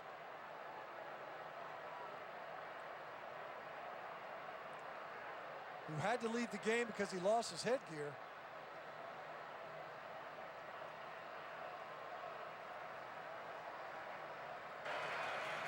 Dead ball foul, face mask, defense number 33. Wow. 15-yard penalty, automatic first down. Yeah, so now they're saying, look. Number 71 may remain in the ball game. He was the victim of the foul. Well, flag came in. Jeremy Banks apparently forced Eric Douglas his helmet to pop off, so he doesn't have to come out of the game. He ended up getting a penalty going the other way. Look at it, he just rips it off. That's two stupid penalties by Jeremy Banks. He makes a good play off the edge, and then a late hit, and then you're standing right there. There's at least two, if not three officials that can see that. You rip a guy's helmet off. And the back judge about 10 seconds later says, hey, wait a minute, guys. Yeah, hang on. We got a problem here. So a fresh set of downs for South Carolina and Tennessee territory, under 5 to go. Hill has time and a wide open receiver. Inside the 30, it's Leggett.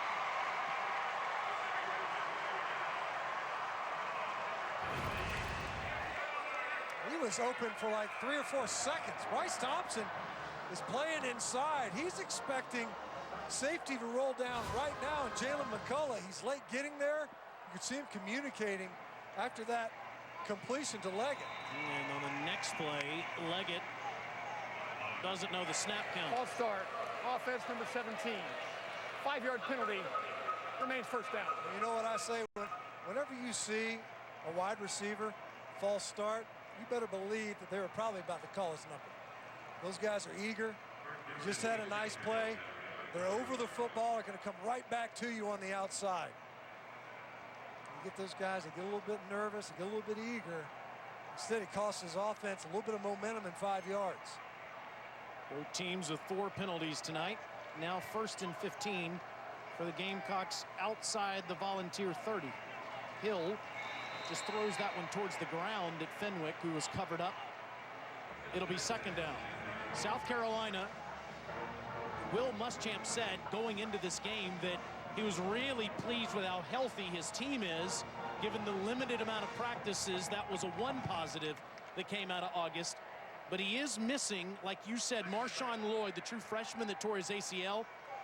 And then a receiver, Jalen Brooks, was not ruled eligible tonight, and he looked really good in August, too. Gamecocks playing without both of those guys. No Ortre Smith, no Randricus Davis, both guys opting out due to COVID concerns. 2nd and 15.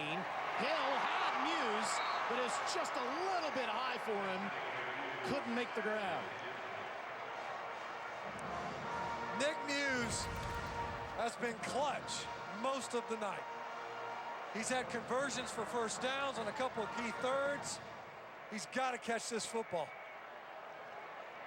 He's got to be able to catch that football. Just run through it, man. Instead, the Vols catch a break, because otherwise, key reception, no doubt, and put him within striking distance to convert if he's not able to keep running with that ball. We'll see if the Gamecocks have 2 plays to get a first down here. On this 3rd and 15, Fenwick breaks the first tackle, gets inside the 30, down near the 27. Now, what do? With 4 minutes and clock running, down 7. Do you go for it or you take the points? Well, it doesn't matter what I do, because they're already sending Parker White out there. So you got to wonder, you're saying, look, defense, we got to get the ball back one more time. We talked about Parker White. He's had a couple of game-winning field goals versus the Vols in his time here. We were talking with the coaches. Will Muschamp was talking about just how solid he has been. This no chip shot, though. 46 yards for White. Trying to make it a 4-point game.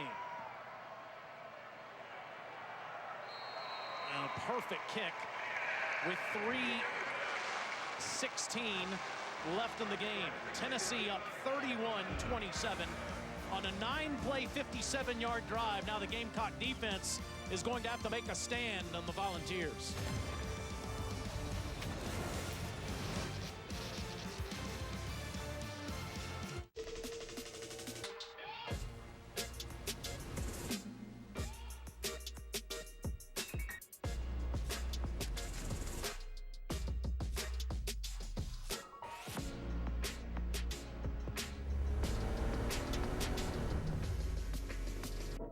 Introducing the all-new 2021 GLA SUV, starting at just $36,230.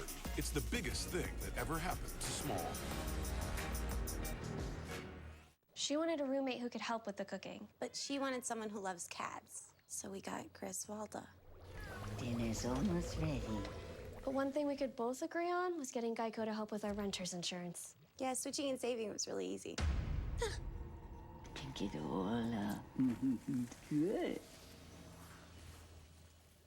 Could use a little salt. Visit geico.com and see how easy saving on renter's insurance can be. Add some resistance. Sarah, your Movie Plus trial is about to expire. Do you want to continue or cancel?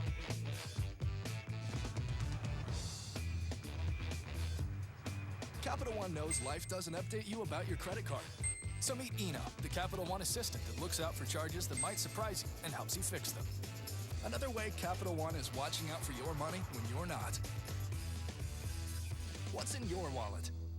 It's a familiar story. Allergies ruining your sleep, and next day too. Taking Zysol at night relieves allergies while you sleep, so you wake refreshed. Plus, it works faster than Claritin, and on first dose provides the same relief as Zyrtec at nearly half the size. Be wise all. Take Zysol at night. This is Baxter, and this is back, sir. The Sensation Salad and Filet Sandwich Meal are back at Zaxby's. 2 harmonious blends of Asian flavor and Southern charm.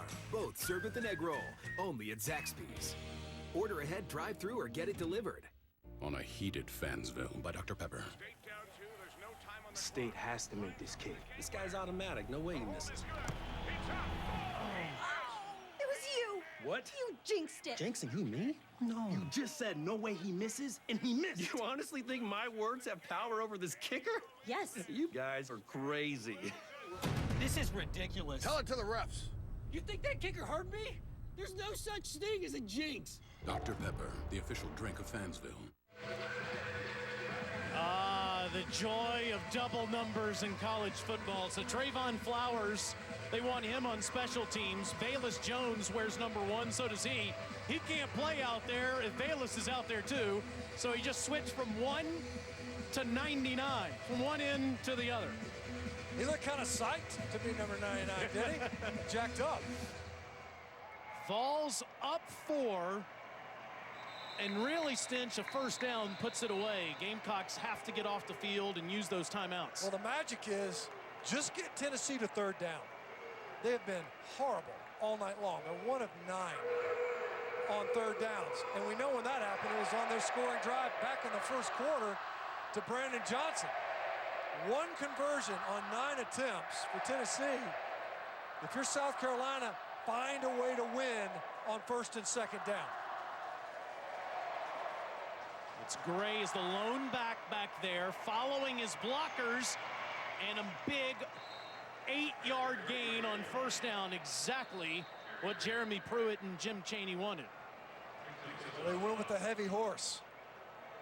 Big 2 tight end set. South Carolina, first timeout of the half. This will be a 30-second timeout. So what do you want? We just talk about get them to 3rd down. That's tough to do when you give up 8 yards on first down. Look at this entry to the line of scrimmage. Clean. John Dixon in there. Put him in there, I think, in relief of Cam Smith, who's in there in relief of Israel Mukwamu, who we're still not clear as to why he's not on the field. That's exactly like you said it, Taylor. That's exactly what you want on first down in this situation. Force South Carolina to burn a timeout. They're just trying to preserve clock at this point. Gray just with 40 yards rushing tonight. Does have a touchdown run. But Jarrett Garantano is trying to extend this winning streak to 7. Tennessee did not run the football well at all in the first half. 10 yards. But in these situations when you want to assert yourself, this is the strength of your team, supposedly. And this is where they've struggled tonight, only getting average of 2 yards on second down. And this time it's no problem as they gash the Gamecocks straight up the gut. And Ty Chandler is into South Carolina territory. Timeout, South Carolina.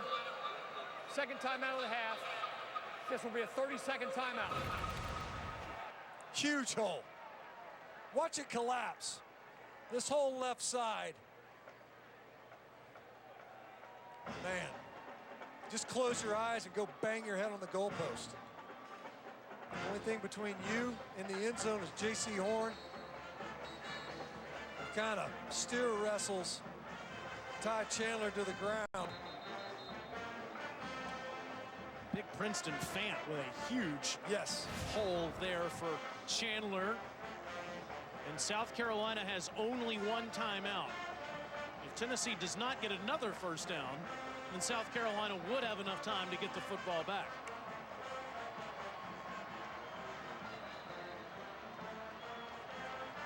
Look at the rushing yards for the Volunteers in the second half tonight.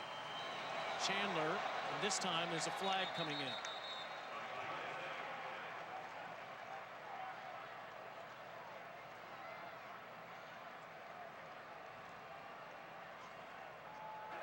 False start.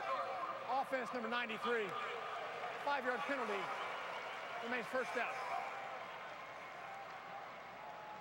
Tennessee's been changing uniforms, changing jerseys with several of their players with double numbers here tonight. Double numbers and no names on the back. That always makes it fun. Yeah, that's good. The good news is when you jump off sides, we can't call out your name. They used to not call out your number. Now 1st and 15, and it's Chandler, no place to go. Will lose yardage. He's bottled up by that Gamecock defense. Aaron Sterling and Ernest Jones there. Taylor looked weird, you know, Garantano. Timeout. Coming South off. Carolina. He was coming out of Third center and final right there, timeout out of from the under half. center. It looked like he bobbled that snap a little bit for a second. So the exchange, the timing of that exchange was off from the get-go. When you see it trying to get back down to the line of scrimmage. I don't know if he almost lost the football. It could have been calamity for the balls right there. How much have you missed this? Quite a bit, and for a long time, too. It's been a long walk in the desert for college football fans. It sure has. It's just so great to be back. This game always seems to go down to the wire with these two great Southeastern Conference rivals. Tennessee looking for their 7th straight win. South Carolina is trying to win the first game of the year against an SEC opponent for the first time in 4 years. They've been playing uphill in the Will Muschamp era. Yeah, it's been a challenge for them, there's no doubt, especially in that opening stanza when they hit conference play. And as we've already noted, everyone's aware, you got 9 more of these after this. So now 2nd and 18. Gamecocks are out of timeouts. 2:57 to go in the game. A toss ahead to Velus Jones, staying in bounds wisely, but losing more yardage. It'll be 3rd and a mile for Tennessee. You mentioned it, though. That's smart. We'll give it the boundary. We'll give them a chance to try to throw you out of bounds. Obviously going backwards. So you saw South Carolina, they used their timeouts early when there was more than 3 minutes left. It's taken them a while. This is the 3rd down we talked about when they opened up this possession. You kicked the field goal, then you gave up 8 yards on the 1st down. But you finally got Tennessee to 3rd down, and as we mentioned, they have struggled mightily, and there's little likelihood they convert here. And they'll keep the clock ticking. Eric Gray with a flag on the field on a 3rd and 22.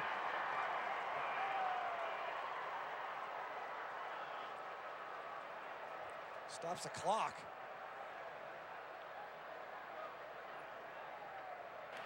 False start, offense. Not all 11 players were set for a full second. 5-yard penalty, third down. A couple of procedure penalties for the Tennessee offense. You're sitting there, Bayless Jones gets down in bounds, clock's running. You get a penalty, stops the clock on a third down where you're not even looking to convert.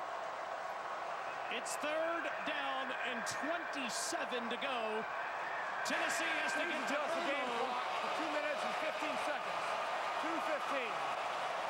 Just put 7 more seconds on the clock for South Carolina. You would never know that Williams-Brice is not packed to the gills. The game clock operator can't even hear the official on the field. Wants to put 7 more seconds, now 2:15 to play with on this third down.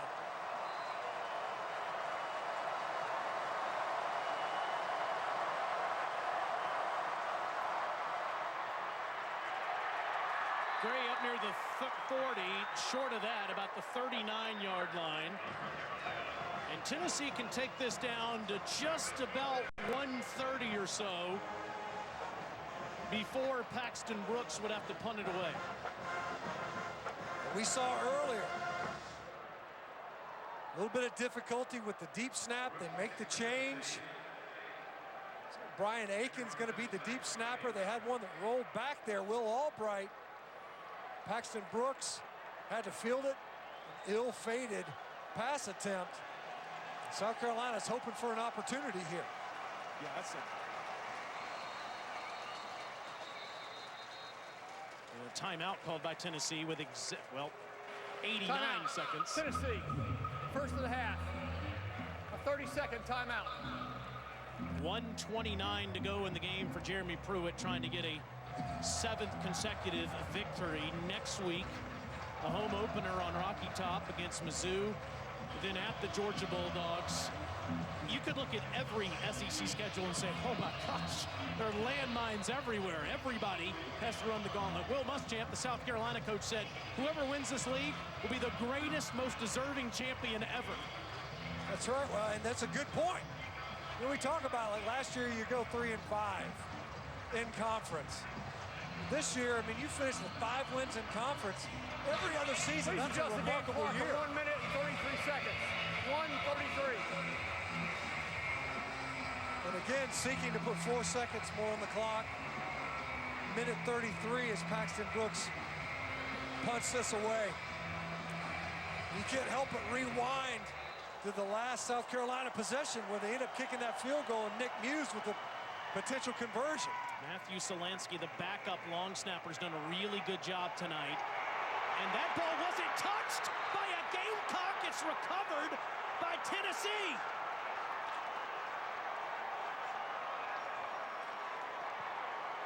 Jimmy Holiday recovers it as Jamie Robinson is incredulous at the fact that his Gamecock teammates touched it. I think it was Cam Smith again. I think this ball...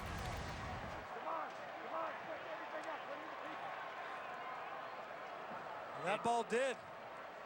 Bounced up, caught Cam Smith in his right leg.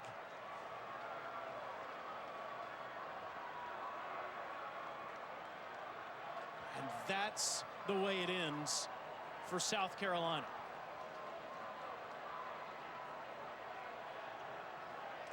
Colin Hill and the Gamecocks won't get one last chance, and Tennessee can put a knee on it and march out of Columbia with a 7th straight win, and that look says it all.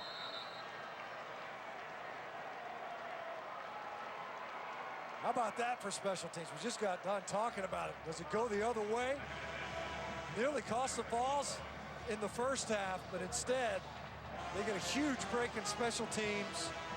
That ball bouncing off of Cam Smith. You got about a minute and a half. Clock would have been running inside of that.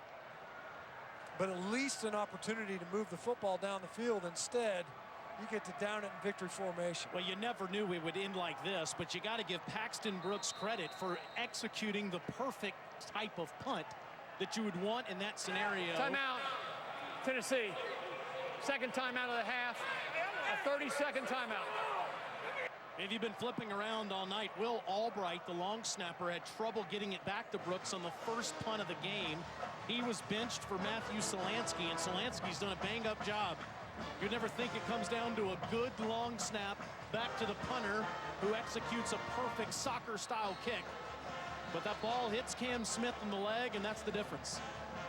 Special teams, it's been huge all season, especially in this COVID era of college football. And it proved ultimately to be a big phase of the game here tonight, exchanging field goals, the bad snap, and then, of course, the inadvertent touch by South Carolina to seal it for the balls. Jeremy Pruitt's the most candid coach we've ever talked to in a meeting, ever. Yeah. Yes. I mean, it's not even close.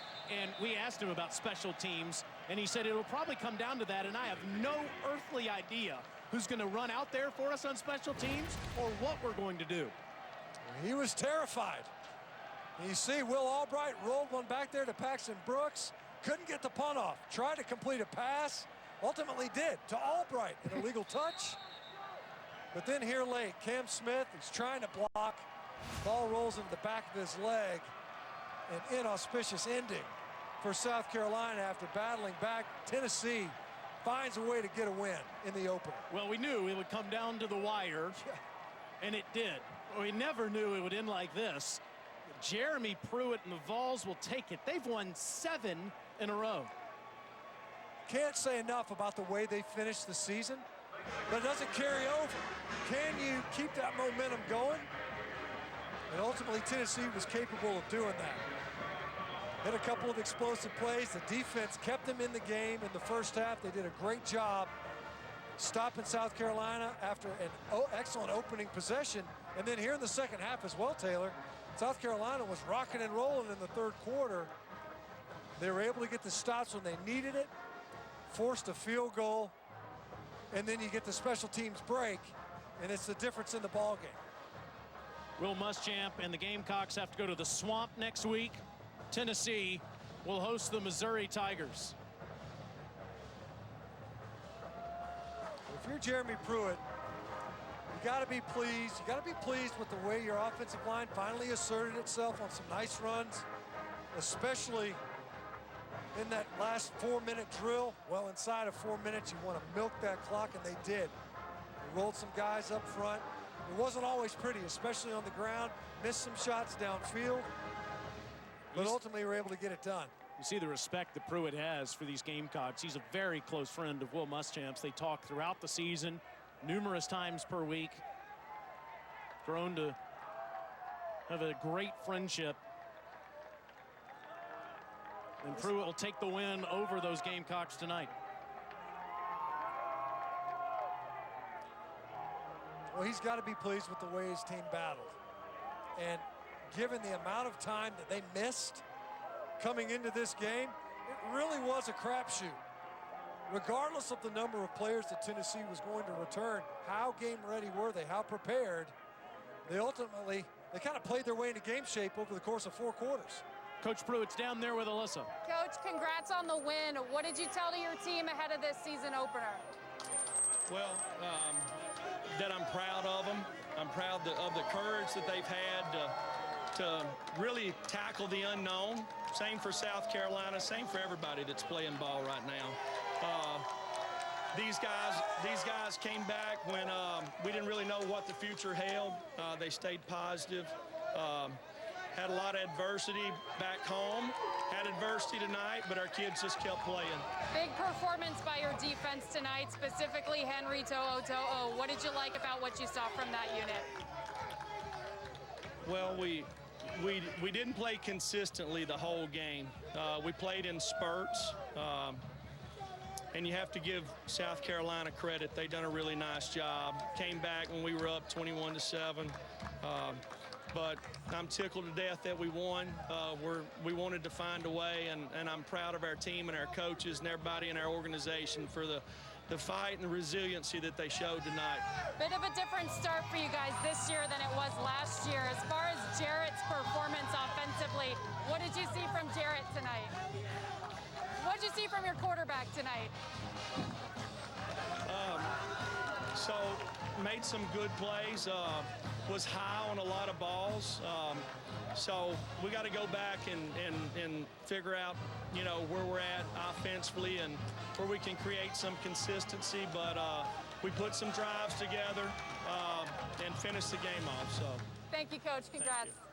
Big Orange with a big win over the South Carolina Gamecocks. SEC football final presented by Academy Sports and Outdoors is coming up next. For Matt Stinchcomb and Alyssa Lang, I'm Taylor Zarzer saying goodnight from Columbia, South Carolina. Tennessee outlasts the Gamecocks 31-27. Can't wait for week 2.